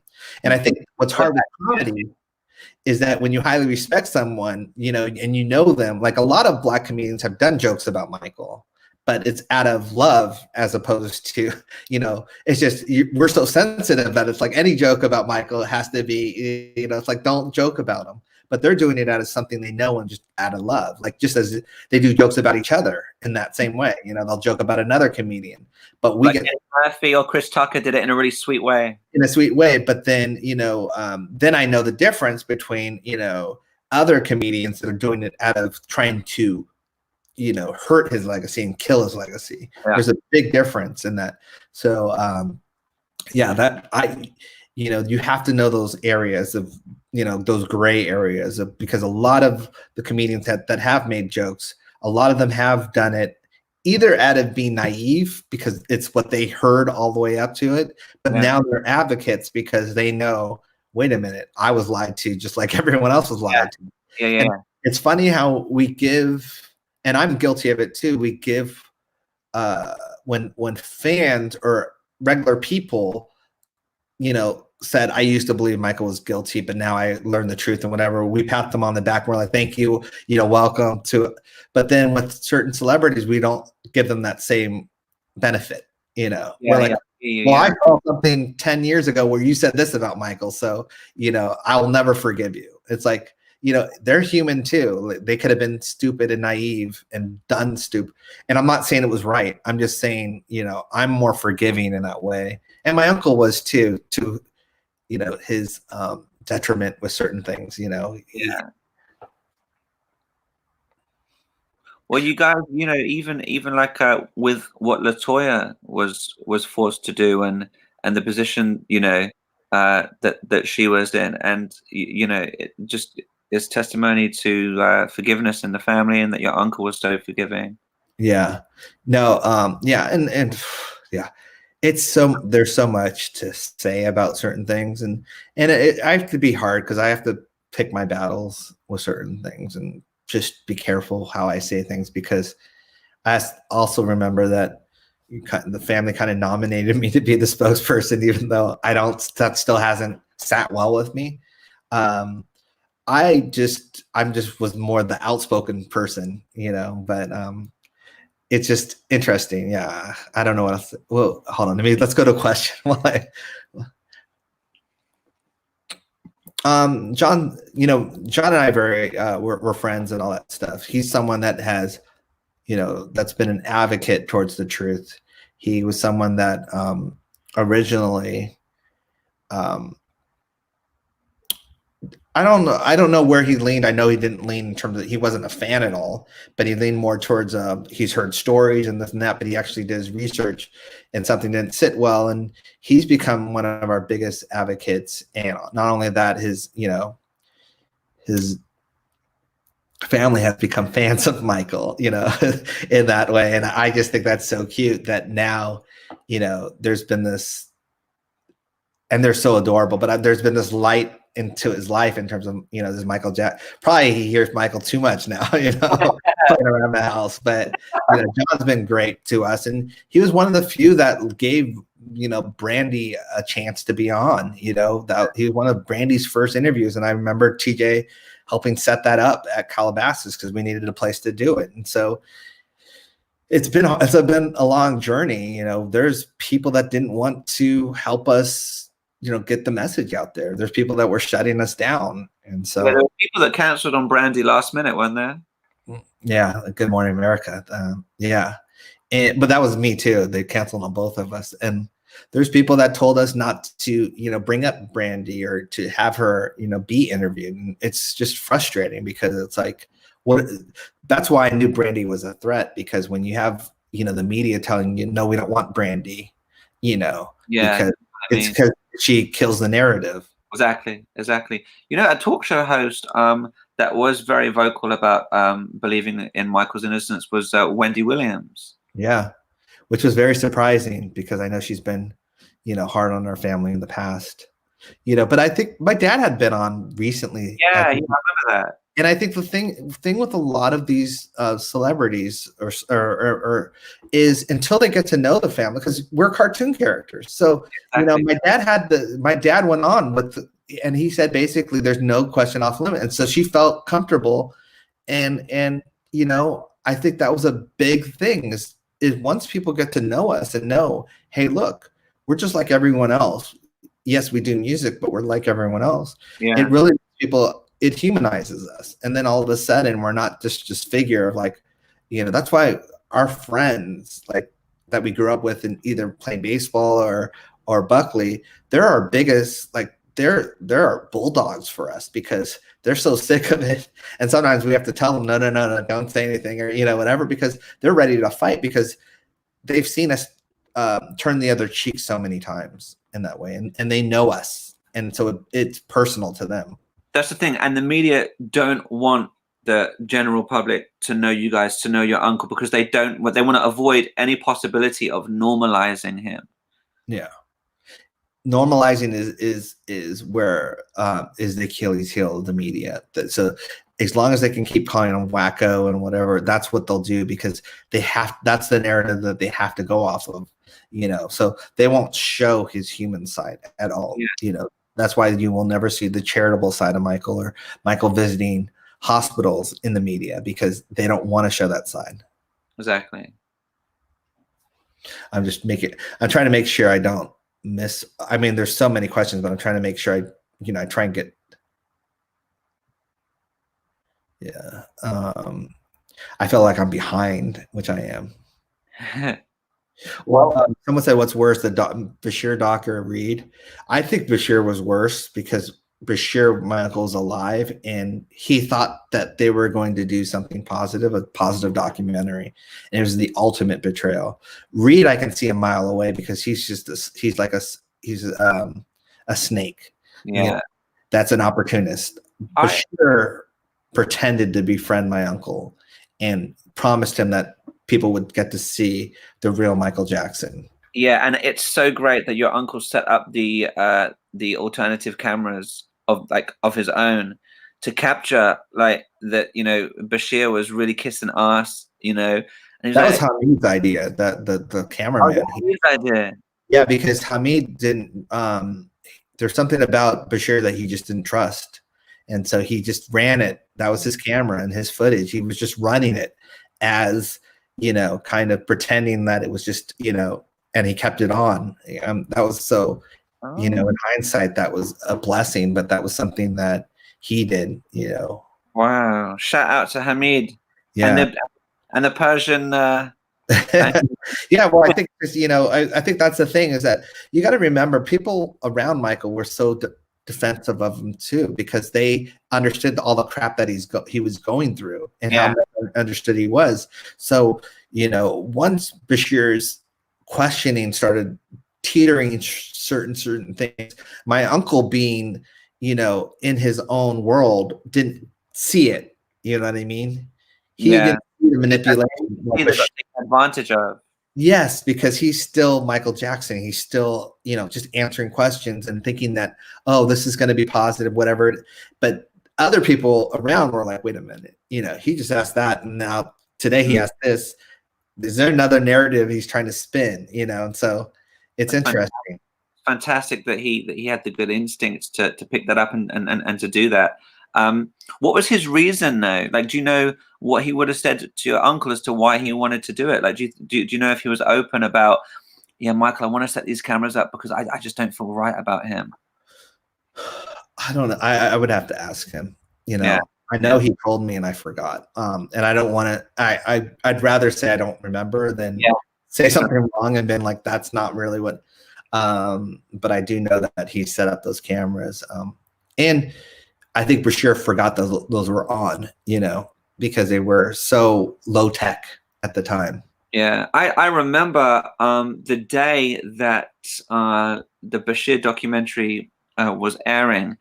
Bashir was on the radio and like talking to the radio DJ, like mocking your uncle, like laughing and kind of go, oh, he keeps calling me. I think that he reckons I'm his friend or something. Like he was just so cool. Like look how he could just look down on the, you know, the world's biggest celebrity or whatever. Like it was just so cheap and shallow. And what annoys me even more is when Michael passed, he made a really straightforward, honest, appearance where he spoke about, you know, there was nothing sinister. You know, it might have been unorthodox, but nothing sinister, nothing criminal. He was a very lovely man, so on and so forth. And it's like, man, had you only said that on the witness stand during the trial, rather than use whatever journalist right you were waving around. I mean, it's like I said earlier, there's no use handing me roses if I can't smell them. Yeah.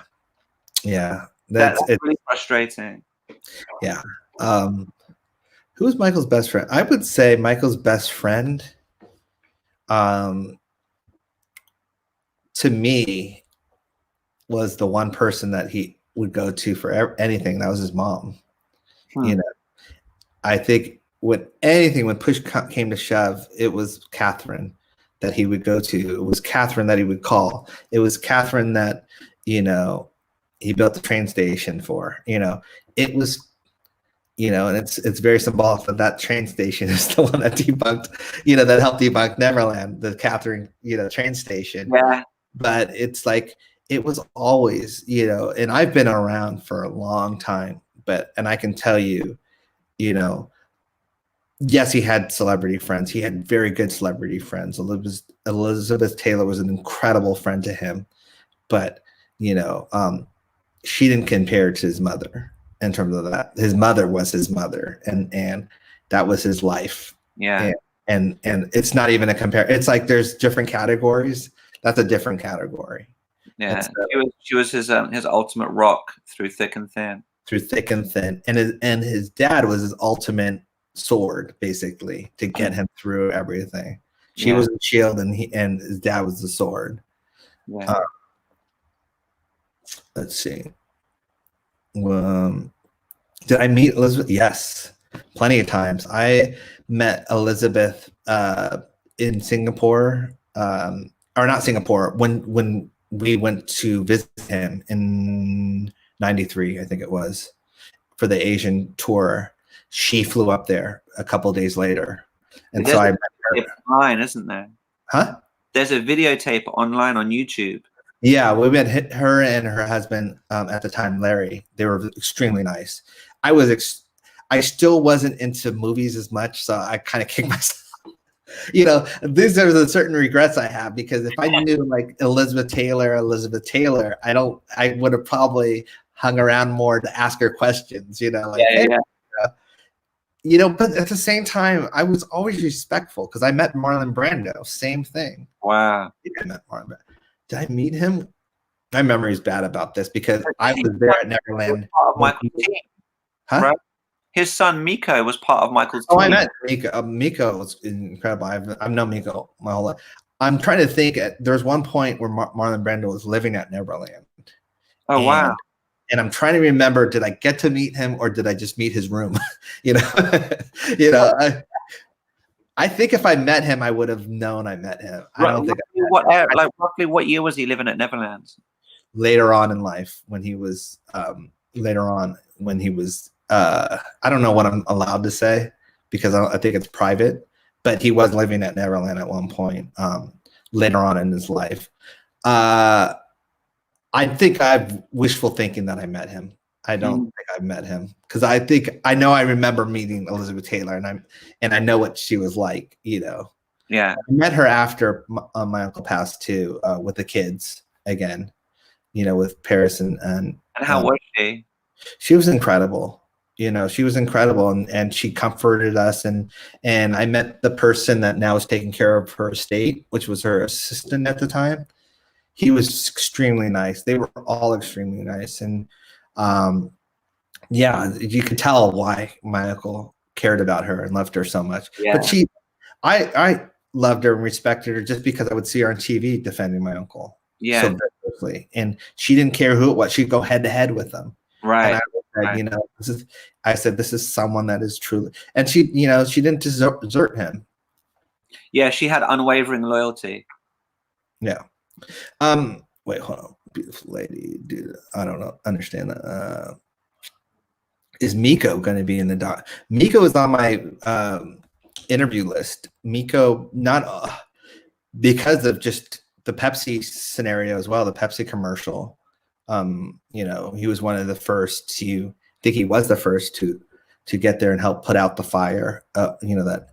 But Miko, I've known my whole life, and he's someone, if he's allowed to talk, you know, in general, he's someone that I would love to interview in terms of just, he's been through that whole thing. He was someone that my uncle got to know very well, and he knew my uncle very well. And I think he has stories that would humanize my uncle in a way that, you know, and someone coming from a famous family, it's like, you know, you come from a different perspective. You're not as jaded, you know, and starstruck, you know, and I don't mean that in a negative way. Just as I said, I took meeting Elizabeth Taylor for granted, you know.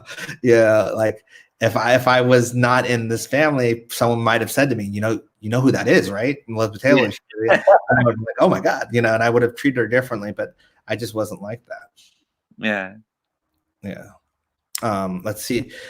We're getting on hour 3. We should probably wrap this up because this has been great. But yeah, a lot of fun. Michael and Princess, do I know anything about this? I know they were friends. I know he admired her and she admired him. I know that for a fact because he would tell us that. But it was, yeah, I think they shared a common thing just in terms of trying to do good in the world and having the media twist it, turn it, be against them, especially the British press. You know, they had a familiar enemy in that. They both were, you know, destroyed by the British press. No matter what they did, how much good they did, they were destroyed. Well, you know, the fact that Prince Harry and Meghan have left England for, I don't know if it's America or Canada, but, you know, that speaks for itself. Yeah. Well, he's probably seen deja vu of what his mother went through.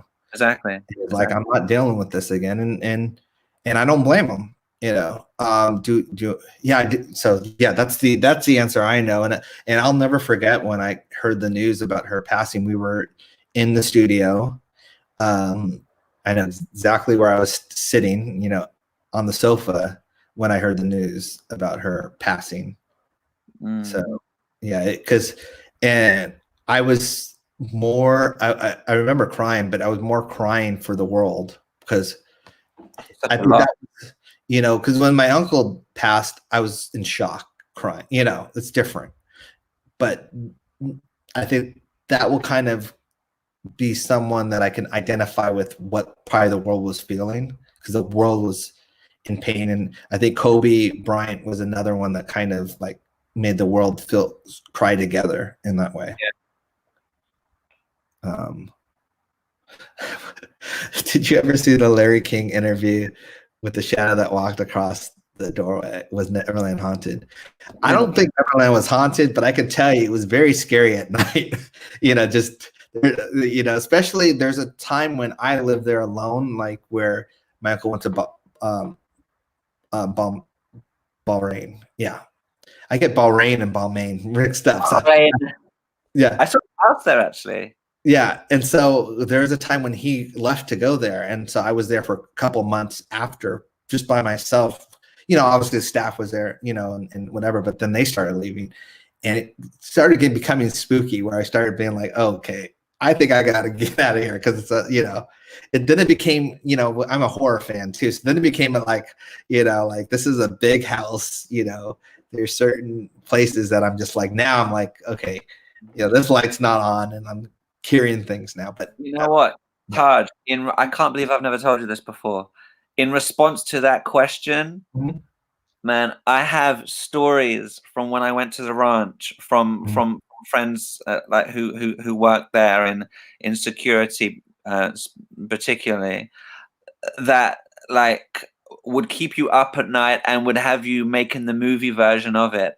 I know one thing for sure, and I'm not sure if you probably know this already, Taj, but Neverland, before it was Sycamore Valley, was built kind of like the Poltergeist movie, but seriously, Neverland was built on top of an old Native American cemetery. Oh, really? Yeah. I gotta look into that. That might be a good movie. Yeah, and yeah, and I have you know, I won't say them because I know we're going to wrap it up kind of soon, but yeah, and I know like there were like 3 stories, and one was like would be like an 18 certificate at the movie theater, or like an R in America, and I know it was 100% fact, A, because of the sincerity of the storyteller, but B, because I was told the story by 2 different people on like 6 months apart when I was at the ranch. And oh my gosh, like my friend said, after he told us that story, my friend who was with me said, man, forget it. I'm telling you now, forget it, man. If Michael ever asked us to stay overnight here, forget it. I wouldn't do it, man. I can't stay at this place. It's too scary. Like, we heard that overnight, but we were like hanging out like down by the security hut and stuff like that.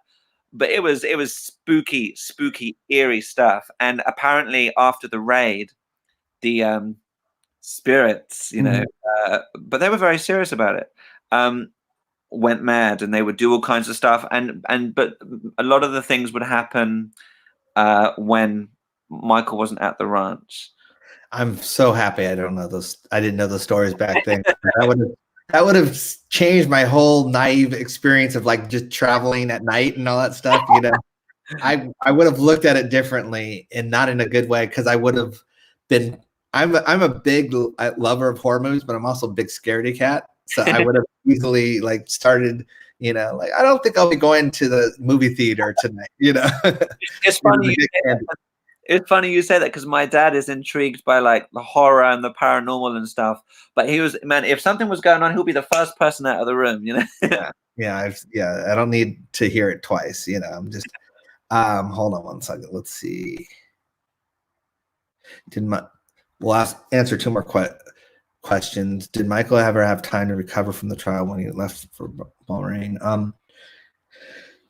You know, the hardest thing about that trial is it really destroyed him. Like, you know, I can't say enough about that. Like, it's one of those things that you're never the same. You Yeah, might, your spirits might go up in terms of you might be happy and be able to experience happy things in life, but you're never the same. It haunted him because it told him what kind of like he didn't hit his low, but they tried to bring him down to his low. So it's like that just, I don't think he ever recovered from that. And it was all, and I hate to use the word downhill, but it was all, they broke his spirit. It's almost like, you know, it's almost like be careful how I say this because people get offended, but it's almost like a dog. And then let's say you beat the dog one time, you know, really hard. That dog will never be that happy-go-lucky dog again. It'll never look at life the same way because it's been beaten.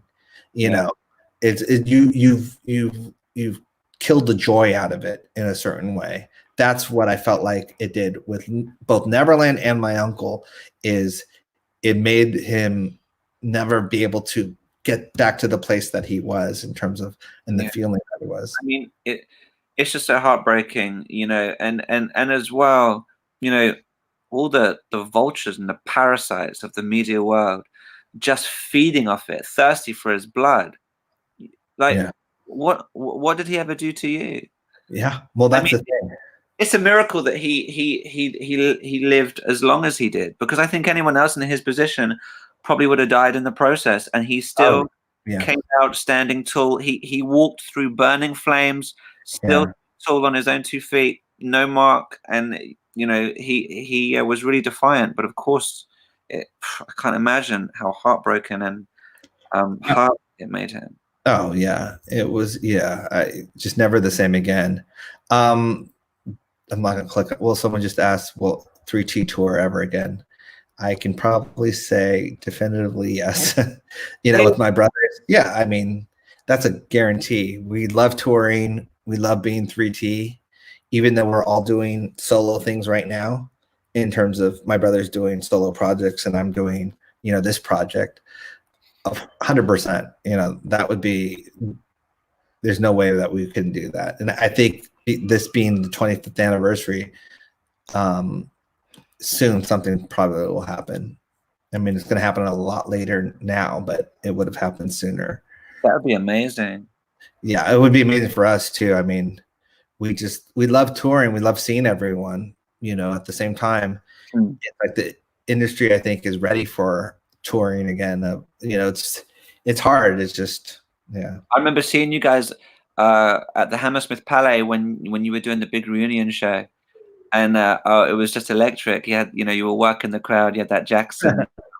We know how to work the crowd. Yeah, that's the one thing when we first, you know, when I told that story about us going to New York to rehearse with our uncle because we were scared about the Black Expo, because we didn't feel prepared at all. The one thing our uncle made sure we knew how to do was work that crowd, you know. And he said, if you can work that crowd, then, you know, anything else you do is, you know, but just that was what he cared about. He was like, you feel the music and you work that crowd, because he's like, they're gonna fall asleep if you don't, you know. That's one thing that stays with us. We, as 3T, we better work that crowd. You know, we don't have the dance steps of other groups and stuff like that, but we'll make sure we work that crowd, you know. Yeah. And everyone got that energy. Yeah. All right. I think these going to be weekly. They're not going to be weekly, but they're going to be often. You know, I don't like promising stuff because I normally never follow through on promising certain things. So I don't know if these live streams will be weekly, but they'll be. I'll try and do them weekly. You know, it all depends as well. Yeah, I enjoy these too, only because obviously I get to talk to you, Danny, and, you know, get your perspective and stuff. But I get to read questions from people. And sorry if we didn't get to your question. I'll try and get to it next time. But yes, real quick, I have watched what's the Tiger Show on the Netflix, or I did watch that. It was crazy in so many ways. Um, I enjoyed it, but I'm someone that is very skeptical of things because I know how things can be painted by editing and stuff like that. So keep an open mind. I always keep it. It doesn't matter what it is. I mean, I've said this before. Like when Taylor was born, I watched Tiger King. Thank you. I watched 3 anti-vax documentaries, and then I did my homework, and because I was so scared, I'm like, she's not getting any shots, and But then we're like, is that being irresponsible, and whatever? And we're like, what shots are safe? And so I had to do some research, but that's what they're designed to do. Anything's designed to push a narrative, And so I'm always just scared of like, okay, what narrative, Yeah, now I think we know more so than ever to always ask questions, even if we feel pretty convinced by something we've watched, because the power of editing is a very manipulative tool. The power of editing. I've seen someone, I'm not going to say the name, that didn't like someone on TV, and didn't like someone in person, and they were in charge of editing, and they edited something in a way to make her seem like she was an airhead, and they kept that in the show because they took a look that she said or that she did from a previous response, and they put it into that response to make it look like she didn't understand the question. And gosh, man. And it was only because that person didn't like rightfully so, because I guess they had arguments and whatever, but it's like, it showed me the power of editing, that if your editor doesn't like you, you better be careful too. Yeah. But at the same time, it kind of abuses their position in their profession, like not in their point of view, because they're making entertainment, and that was entertaining because that's the character. They're not. See, what I hate about reality shows, and I use the word hate again, is that there's no reality to it. It's entertainment. If it was reality, then I would be like, yeah, that's not right, because it's supposed to be reality. But reality shows now just become, hey, it's entertainment. So what if you came across a certain way and you're really not like that? It's like, it was entertaining. Yeah, and it's crazy as well, because reality TV, like I was watching this game show the other day, I'm a contestant on it. When people come on the game show and they have like a few things read out about them, like hobbies and things they like or whatever. And this girl liked reality TV, and she stood there and she said shamelessly, she just said straight up, yeah, I really like watching reality TV because I just love watching people's lives like crumble. Mm-hmm. And she said that word for word, crumble. And the host was like, okay, but like a lot of people, I don't know, it makes them feel better about their own situation, I guess. It does. It makes it in their life, and it's human nature. Like, especially if you're not going through something, good, and then you're like, oh, that person's in a worse scenario than I am. You feel better, but it's kind of like what you said earlier in regard to the gladiatorial games. Like these things are considered entertainment. It's mad. It is, but at the same time, I'm not gonna, But yes, Tiger King was super entertaining, and but at the same time, it was a train wreck in every sense of the way. It was a train wreck. So that's, I think we should. I guess I'll answer this since I saw it a couple times. What is my favorite memories of recording We Are the World 25? I have a couple memories. I do remember Frank DeLeo was there. And Frank DeLeo was our manager around Brotherhood time period. Frank wanted to talk to me about something, and I don't know what it is, and I'm careful to say I don't know what it was. He's like, I got to talk to you, soon. And then Frank wasn't around. Frank got sick and died, but we never got to talk. So I don't know what he wanted or whatever, but I've always liked Frank DeLeo. And so that was one of the memories that we had, that I had. I also remember meeting Vince Vaughn, who was incredibly nice, to us. Hey, I didn't remember he was a part of that. Oh, yes, he was. Wow. He's really proud out there. I remember Jeff Bridges was right next to me, and then he won his Academy Award that year, and I was like, was that for Crazy Part? Yes, and I was like, I'm sitting, I had a little pride. I'm like, I stood next to an Academy Award winner, that he's just really nice, but I didn't. Yeah. Sorry, Taj. I'm itching to know. Sorry, forgive me. If the likes of Jeff Bridges or Vince Vaughn said anything like in regard to your uncle. Jeff, I didn't really get to talk to them because we were already singing. So it was just standing there. It's like, hey, how are you? You know, so more of an introduction, like, you know, da, da, da, da. I think it was just a formality, him being nice. I don't even know if he knew who we were, you know, because we were in the choir. We were in the chorus. Okay. Vince, we met backstage. There's another thing that I'm going to say that's probably I shouldn't say, but I'm going to say, and then we'll end on that. Do it. It's one of my most embarrassing I gave career advice to the Jonas Brothers, to one of the Jonas Brothers. I think it was Nick at the time because he had just gone solo, and I didn't know he had gone solo. And I told him because I was really coming from a place of heart of like stay with your brothers because that's the magic, you know. And I didn't know that he was thinking about leaving, but I felt like such an idiot after I like later on, months later, because I'm like, he's probably thinking, who's this guy that just gave me, you know, that felt comfortable enough to tell me this. But I was doing it as a place of love in terms of like, you know, the media and you know, the record companies will try and split you up, you know, and, you know, because they'll say, oh, you're the star. No, you're the star. You're the star. So I was saying it as a cautionary thing of like, don't let that happen to you. Yeah. You know, they've since been back together and whatever, but I remember that was one of those forehead slaps, and that I was like, oh my gosh, how did I say that to him? You know, he's probably forgotten about it, but I was just like, that's so embarrassing. But I was saying it out of not superiority because, you know, it was more of like, hey, you know, I have experience with this, you know, as 3 teens, don't let that happen to you. And it was just because I liked them, you know, and I wanted them to succeed. So it wasn't a mean thing, but I said that to that. And that was around the same time that we had met Vince Vaughn, and Gladys Knight was there too. And she was lovely. So, you know, it was a great experience. We were lucky to do it. You know, Brenda Ritchie, Lionel Richie's ex, you know, made that happen for us. You know, my dad was in the original chorus of We Are the World singing. Yeah. And so we felt like we were very proud to be there, you know, representing that aspect of it. So there's a lot of great memories, but yeah, that Jonas story was kind of me kind of feeling that, it's one of those I wanted to forget, but yeah, I think we'll end on that because I think I've said everything, you know, I've hit my quota of talking. Taj, I've just looked on my phone.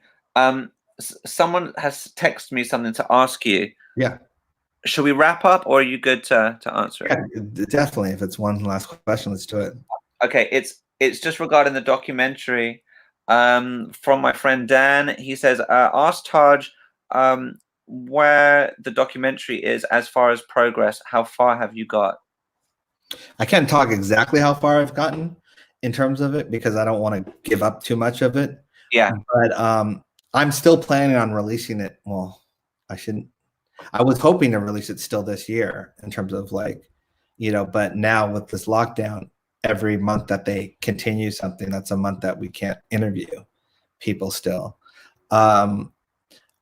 If you know anything about me, I'm someone that researches and kind of gets the story first and everything. I'm not someone that will film for 4 years and then put the story together. I already know the story. I know what you guys want to be addressed. So it's just a matter of going out and interviewing those people now. And things have changed in terms of narratives and stories. And as more documentaries come out, pro and con, it shifts certain things. There's a documentary that I'm watching right now that is, I'm not allowed to say what it is. It's a pro Michael documentary that's incredible, that me and Brandy took part of. That has a lot of stuff that I wanted to do in mind, and I still will, but it's like, it's how much do you rehash and how much, right. I'm so upset because I won't say it. There's the way Corey started his I have to say it now because I said it. The way Corey started his documentary is exactly, and I think I told Charles that 2 days before I saw Corey's documentary, is the way that, and I still might do it, was the way that I wanted to start the documentary. It was with the 911 call, because I wanted to bring people back to that time. It's the most humanizing aspect of Michael, is losing him. And I wanted to bring people back to that time, because everyone will remember where they were at that time. Yeah. And I wanted to start with that and say, we lost this man, now learn about this man. Right. But then Corey did it in his documentary, and I was a little sad, because I was like, but then I was also, well, wow, that was effective, so I might still do that. But that was one of the ways that I was going to do it. Before that, I was going to do a quote that someone else did in one of their documentaries. And so that changed something too. Yeah. So. No, I was going to say, I remember before that you were talking about, the effectiveness of the tortoise and the hare, that kind of approach with it. The tortoise and the hare, exactly, in terms of, not rushing anything. No, not even not rushing. It was just exactly right. But I learned from my uncle. I can't tell you how many times just being around him that they're begging me for this album, Sony, and I hear it from the fans, they want this album out. But it's like, if I release something that they're not proud of, they're all going to be like, well, it's going to, he's like, this has got to stand the test of time. This has got, and we all forget we don't forget, but it's not even a point of like, this album was this many months or years behind this. Not saying this is going to be, but I'm just saying, you forget that, because the material stands for itself.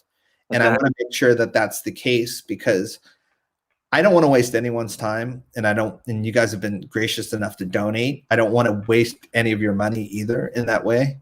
For me, this has always been about my uncle's legacy and protecting it, and making it easier for us to all wear our Michael shirts and our hats and be proud, because we should be proud.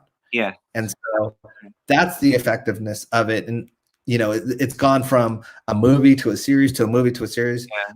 I've always said, to me, it has to be a series. It has to, because it can't be encompassed in a short period of time. It has to be a series. And it's a massive responsibility that you have upon your shoulders. I know that you feel that you have to meet those expectations and far beyond as well. I have to do it for myself, but also, that's just the Jackson way. I'm not going to do, it's got to look like a big production, and it has to be a big production in that way. But it also, in my mind, I hear my uncle that's basically, don't do it unless, you got to do it with purpose and meaning behind it. And, if I'm going to do something, I want it to win awards. I want it to be not only where the world sees it, but that also, it's critically acclaimed in a certain way. Yeah. Otherwise, it's like, I'm just doing it for myself, and I'm doing it for all of us. Yeah, absolutely. So yeah, the tortoise and the hare, that aspect of it it's not about, well, as Michael said, lies run sprints, the truth runs marathons. This is about this is about the narrative of making sure that it's cemented. Yeah. The page is turned and it's like, it's over with, the book's closed. Yeah. As opposed to, if we just keep feeding, it'll never be. I use the best analogy, and we talked about it. I'm like, oh shoot, yesterday. And I'm like this, and I just remembered it.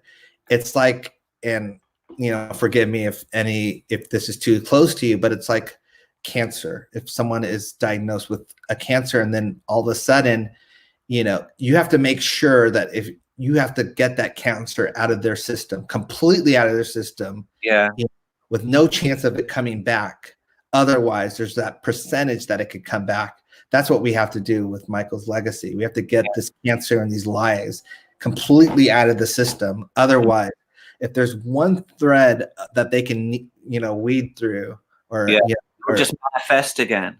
Manifest again. That's what I regret, not going after Wade harder in 2015, because we let him go, and he weaseled his way out, and into the grass again, and came back with, another weasel. I just don't think anyone could have foreseen this. It's like, after the trial, like, an acquittal is an acquittal. And I just don't think anyone thought that it could rehash. And then, of course, when Michael passed, and even before that, like, when your uncle had done the press conference for This Is It, the world was ready to love him again, be more pro Michael.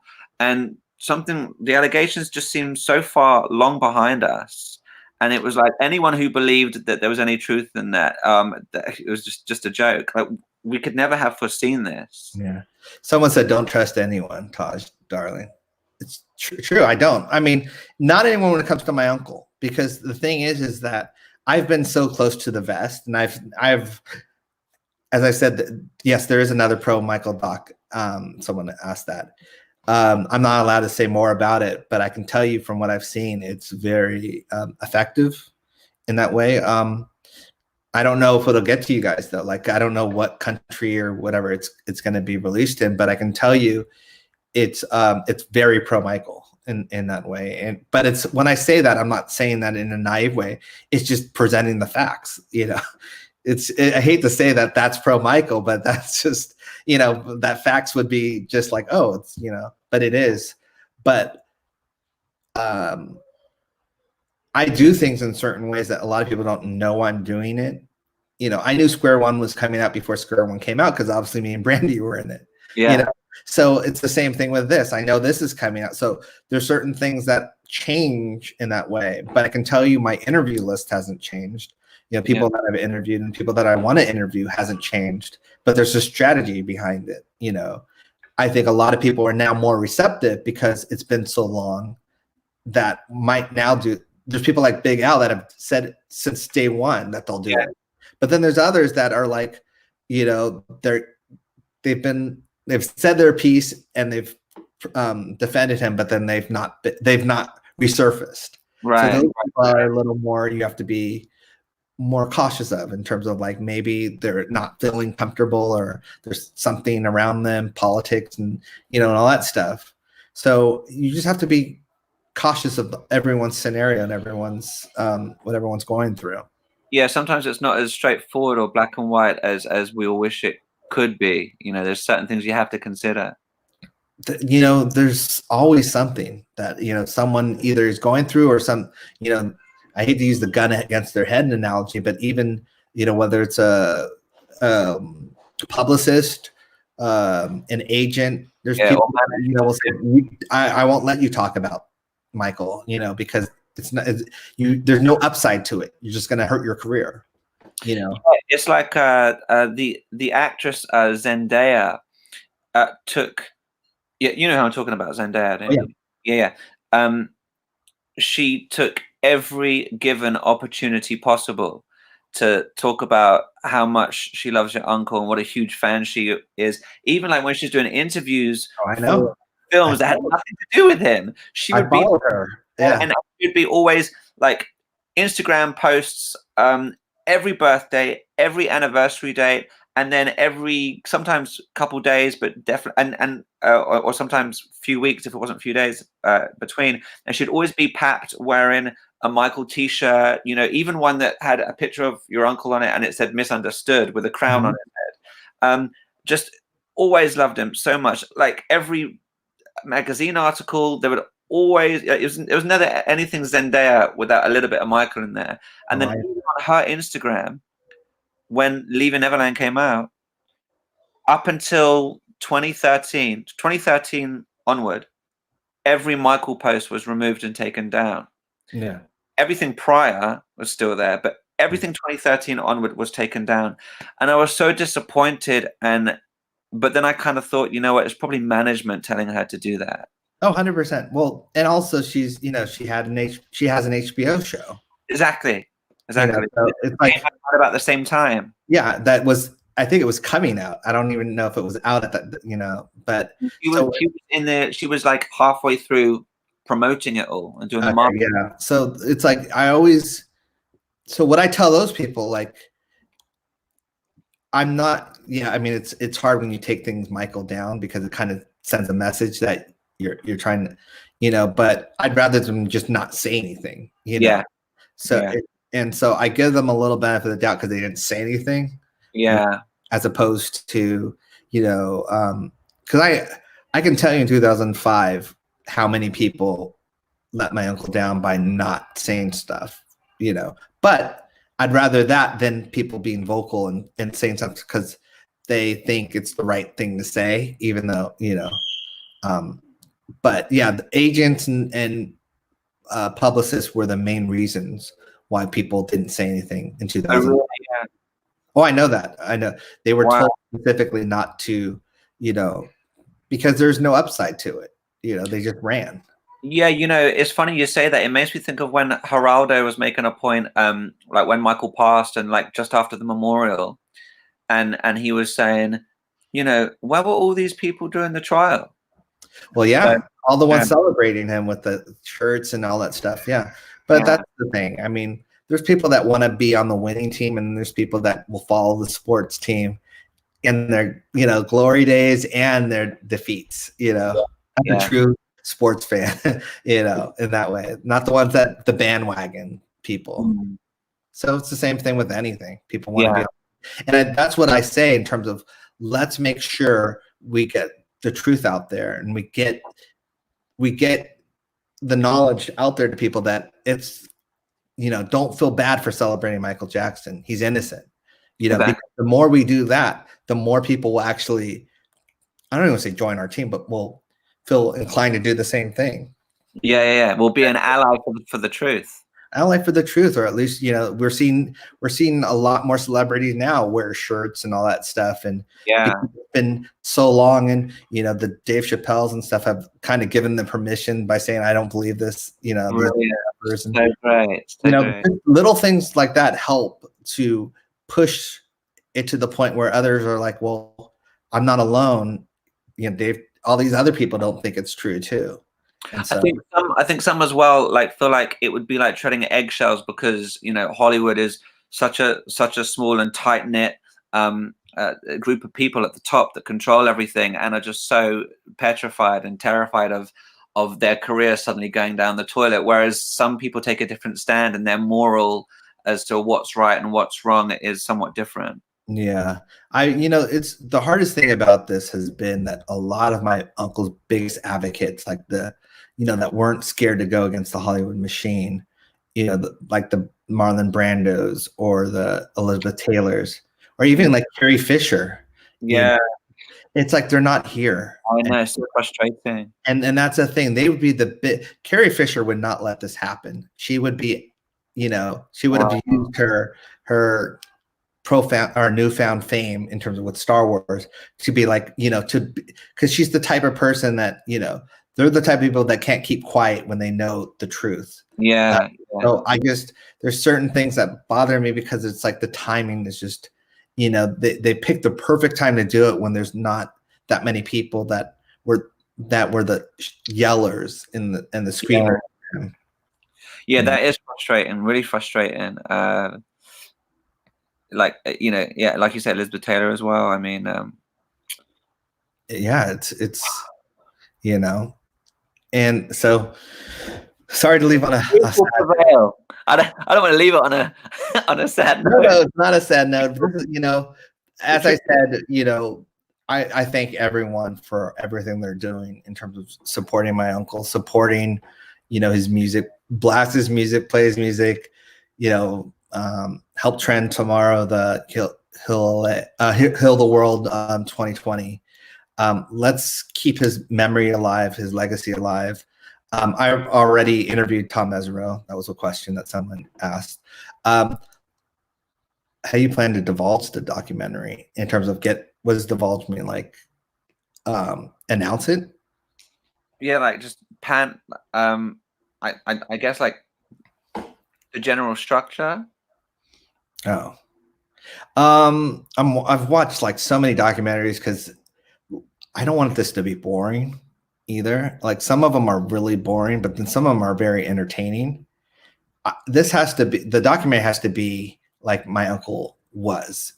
he entertained, and through the highs and lows, it has to be entertaining. And the thing is that if I do show something a low point or whatever, it's for a reason. It's to humanize him or to show what he was going through. Because what I don't want is just, all the sugar, but none of the other stuff. I have to show, about the vitiligo, the lupus, the stuff that, changed his life in the Pepsi commercial and stuff like that. But my aspect of it is, how did that affect him?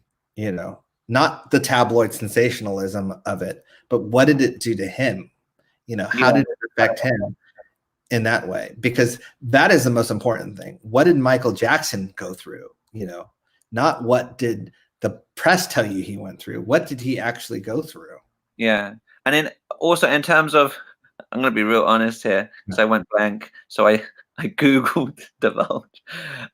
So I think also they're asking like in terms of how you mean to tell people about like your plans of release and where you're at, and I guess that will come with like when you have a deal or an agreement with someone that wants to distribute it. And it would be, this has to be heavily promoted, even if I have to go to every country to turn on the light there to do it, just like I've done with, interviews and stuff like that. This has to be heavily promoted because I want to get the truth out. The email updates, stuff like that too. Yeah, no, definitely. But I know that there's a big, we're a big army behind us too, that will want to get it out there too. If, in that way, it has to be done right. And it has to be, in the hands of the right distributor, or the right platform to get it out there. Those are the main two things for me. And when I say control, I just want control of the narrative in that way, because I know what the media would want to, What if say, hypothetically, you get some kind of deal with Netflix or someone and they're like, yeah, okay, we're really interested. We want to take this. And they give you a condition where they say, but we would like a certain amount of control. I mean, how do you approach that? Because of course you don't want to I think what I've learned is, and this is just through music in general, the more you finish, the more less control they have, because they're coming after the fact. Yeah. If they come before the fact and they're funding it, then they will have control, because they're helping you make this. Yeah. In that way. And in that way, you don't really have a say in it. That's what happened with our reality show, was because they were helping fund it. They felt they had control, and they did have control. Exactly. But if you make it and then you're like, no, this is what it is. Do you want it or not? And then you go to the next person, this is what it is. Do you want it or not? That's a different story in that way. The only changes I would have is if there's a legal aspect of it, in terms of like, we have to protect ourselves in this way or whatever. But I would have to make that judgment of, okay, did you just water down something that needs to, and if so, I'm going to go film it in a way that is not watered down, but that I can get the same thing across. Because it would be a very difficult position to be in, where you've come that far and that close, and then you're being kind of faced with these specific terms and conditions, Well, yeah, but I think that's why I'm hoping, and it has to happen. The narrative is changing too, though. People are learning the truth. Well, before, Netflix wasn't interested at all in anything pro Michael. Right. So I think by the time this is done, they'll be interested in that other side of, because they will have heard so many things. Weren't they going to take something from the that director? Is he Mexican, or I forget his full name. Not Mexican, but I know who you're talking about. Yeah. He's doing a Bruce Sweeton documentary. Okay. On the music of Michael, and that's what that was about. Right. I always call him Bruce Sweeton. So sorry, I'm trying to be proper, but I've always called him. Yeah. So I should just call him Bruce Sweden because probably that is his name. I don't know why I said Sweden like he was French, because he's not at all. The other thought with that as well is that, between now and then, as you say, the narrative could change. Like, their court case is going to happen. So there'll be things to add to the content of what it is that you're making. Yeah, that's going to be the catch is where do you stop? I know I'm going to have to stop somewhere. But yeah, this is a never-ending story of it going, Obviously, I'm not going to be, I mean, people saw that Tiger King thing. That was 5 years of filming. Wow. I mean, I think it was longer than that. I'm definitely not doing that because I already know the narrative and whatever. And I'm not even close to, I'm not going to do, I want this out soon because it has, but I also want it to have the strongest impact in general, and things change. And, certain narratives will change if James and Wade, depending on what happens with court, I might have to address certain things that I was like, oh, I'm not going to address that. Now I might have to address it, because of certain things that happened in court. Or maybe I might not have to address it because it came out in court and the media actually reported about it, for once, reported the truth for once. I might not have to do it. I might be like, okay, then now people know. So it's just, we can always be optimistic. Yeah, like they do their job for once and actually report the truth. That would be great. I wouldn't have to do half this stuff. But that's the thing. Like, we have to, like, I have to take it. I can't take anything for granted in terms of them knowing what they did or what people know or not know. I got to take it as these aren't just fans that want to watch this. These are people that, might have only heard one Michael Jackson song, or maybe their children or their family is now interested in Michael Jackson song and they want to know more about it before, like the Arian Foster thing where they want to, that's what I got to look into in terms of like, I got to go with that approach. Like this is, some of it will be rehash, but some of it will be, I think what's going to be unique about this is the interviews, the people that are part of it, because a lot of these people are going to be, you might know some of these people because you were at Neverland, but a lot of these people are going to be new to certain people, but through it, you're going to get an experience of who Michael Jackson, truly was, not who the media wants him to be. Exactly. I just had a thought. Do you ever see yourself, giving an opportunity for the likes of Dan Reed? I'm sorry. These kind of things are hilarious because, I'm over here, my throat is dry and I'm seeing the timer go too. I'm so amazed that there's still like over 380 people still watching this because, we're obviously entertaining you. No, but I just appreciate everyone. And it's the same thing. It's like me and you talked about this yesterday and we were like, well, what do we talk about? I'm like, there's so many people that just want to, and I'm one of them, just want to remember Michael and hear stories and memories and stuff like that. And we're all in this together. We really are. And if there was someone talking right now that was telling stories about my uncle, I'd be tuning in too. Sure. 100%. Yeah. Sorry about it. Interrupting. I just want to. No, it's fine. That's fine. It just came to me spontaneously. Would you ever, just to rub it in his face to show how you are just so much the better person and this is how a proper documentary is done, would you ever approach Dan Reed to give him the opportunity to be interviewed, like just to say, like to put it right in his face, well, why did you do this and how could you not see that if it was like this? And if I did, it would be later on. It'd be at the end of it, because the Wade and James aspect of it is like the tail end. It's like the footnote to me, because everything that comes before it has set the groundwork for them. They haven't. If you really look at Leaving Neverland and you look at the court case, there's no grounding whatsoever. It's all the previous crap that the media has spun that makes it seem important, But I really think he'd avoid you at all costs. I mean, that's what I think he's even avoiding John Ziegler at all costs, because he knows what.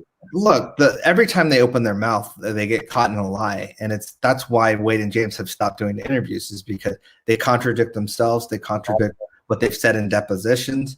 So they've been told to be quiet because for them, they claimed, oh, it's about the victims and all that stuff. No, it was about money. And now all of a sudden, by you speaking out, you're damaging your chance of getting money.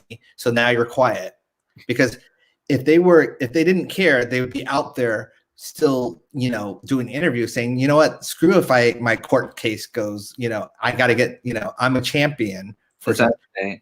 But they were told, hey, you might hurt your chances of court. And so they're like, every time you open your mouth, you keep shooting yourself in the foot. Yeah. Okay, well, money's important to me. I'll stop then.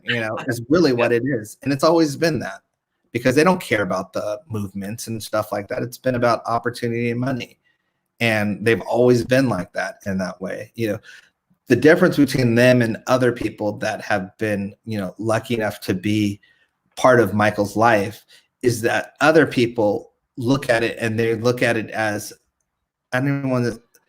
as they were lucky to be part of this life in that way. Yes, we were promised this 3T to be huge too, but that's because we were inspired by our uncle to be that. We don't sit there and blame my uncle for it. Exactly. Michael promised us that we'd be, the biggest group in the world, and we're not. So, that's ridiculous. You make your own future. Absolutely. And that's what I don't like about James and Wade, is that they play the blame. I mean, Wade, they even, in Leaving Neverland implied that, my uncle had something to do with Wade's father, and all that stuff, passing and stuff. It's ridiculous. It's all blame. It's all. Yeah. And that's disgusting too. Like, it's beyond disgusting. Of their own father to try and indicate, further blame to someone who's completely innocent. I mean, like, think of the situation in Black and White. Is like, the guy's wife and kids upped and left him and moved to the other part, like the other side of the world. Right, like Michael Jackson's fault. Yeah, exactly. Yeah, it's so ridiculous. But that just shows that that's nothing. They're not taking responsibility for anything that they did, and so that's the thing for me. I'm just, but we should. We will now. This is it. But yeah, I'm so thankful. This is a record for me, I think. Maybe not. But I do think, I do appreciate you guys. I appreciate you guys sending me messages and said, because I need to know kind of, and I get all the mail and the Twitter stuff and all that stuff too. I see a lot. There's stuff that I don't see though. So, I apologize if I don't see it, just like your questions. I don't, sometimes they pass me, but for me, I have to, I want to see it because there might be something that I didn't think of. Yeah.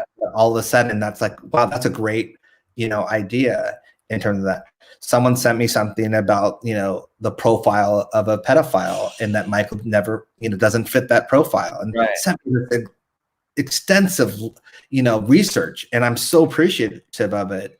And trust me, that will be used, in great length. And it did a lot of homework for me in that way, because that was something that I was going to do anyway with professionals and stuff. But now this is like a running start in a way. Yeah. And now I can A and B it and compare it.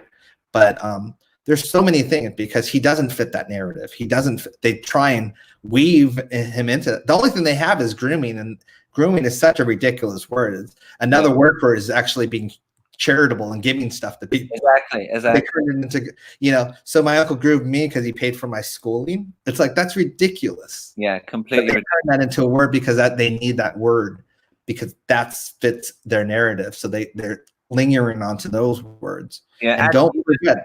Go ahead, Taj. Sorry. No, I said, and don't forget, when Wade and James did their case, there was a Jane Doe attached originally too. Yes. There's a female attached, but Leaving Neverland doesn't fit that narrative now. So all of a sudden she disappeared. You got to get out of here because you don't fit the narrative. So it just goes to show you they'll change the narrative any way they want to make Michael fit this.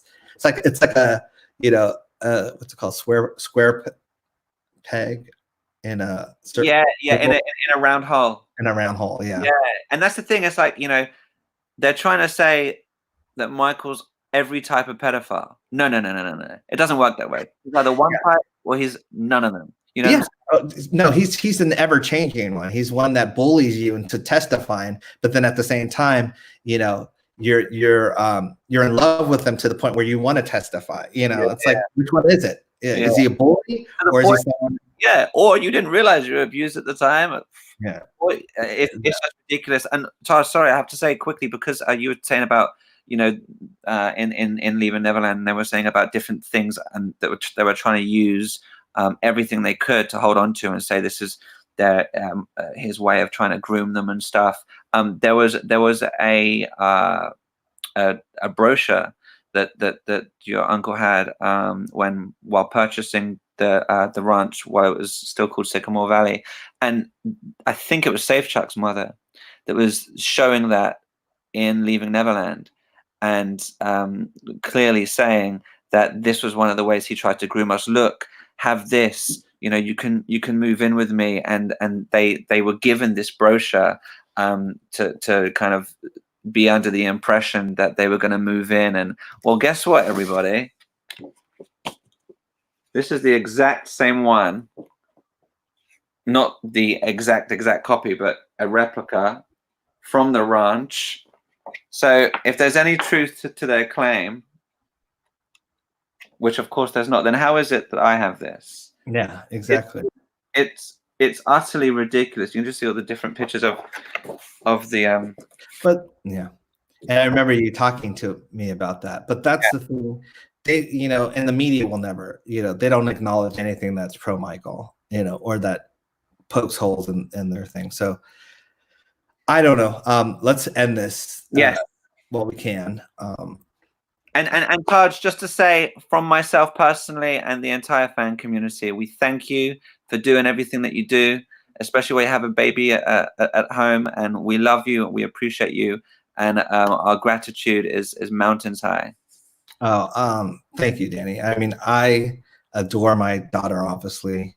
I know my uncle would have, and I know that I want her to grow up in a world that, you know, is not as naive and ignorant of Michael Jackson. And so it's part of its selfishness in terms of me, because, you know, I will not let anyone talk badly about Michael. And, you know, I want her, that is, you know, the only thing that she's going to hear from me and from anyone around me is how magical and amazing Michael Jackson was. And so I'm going to start that narrative early, you know, with this project, because it should be that way. You know, I'm not going to let, you know, the media say what they want to say. Absolutely. Yeah. Educate. Truth.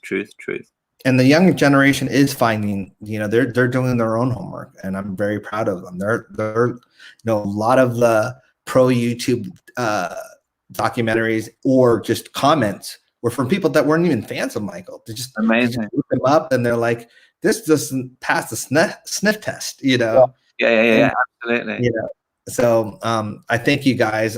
You know, I've always said that you guys are the rock, the support behind this all. I wake up, go straight to Twitter and start reading what I missed in certain things. And I go on, you know, on my emails, see who's emailed me, you know, then I go to the GoFundMe thing and see who's messaged me from that. So it's a bunch of stuff. It is homework, but at the same time, I am terrified of missing that one golden nugget of like information. A lot of it's redundant, but a lot of it could be like, oh, I didn't think about it this way. Yeah. You know, oh wow, that's a person that I wasn't gonna interview, you know, maybe. And it's like, okay, that person. So let me look into this person, because yes, I know 99% of the people that my uncle's around, but there's always that 1% that I'm like, oh wow, okay, I didn't know that person. Yeah. All right, well, it's time for me to eat some. And for people that are going to sleep, I know like it's late for you guys in, you know, certain parts of the country. So thank you guys so much, and I appreciate this. And I will be doing this again, hopefully not as long for me. But thank you so much, Danny, for being You're especially welcome. hanging in for so long. Oh, man, you're welcome. Thank you for having me on and for asking me to do it. I'm happy to be here for you. All right. Well, that's it. This is my second live stream, and thank you guys so much. Good night. God bless.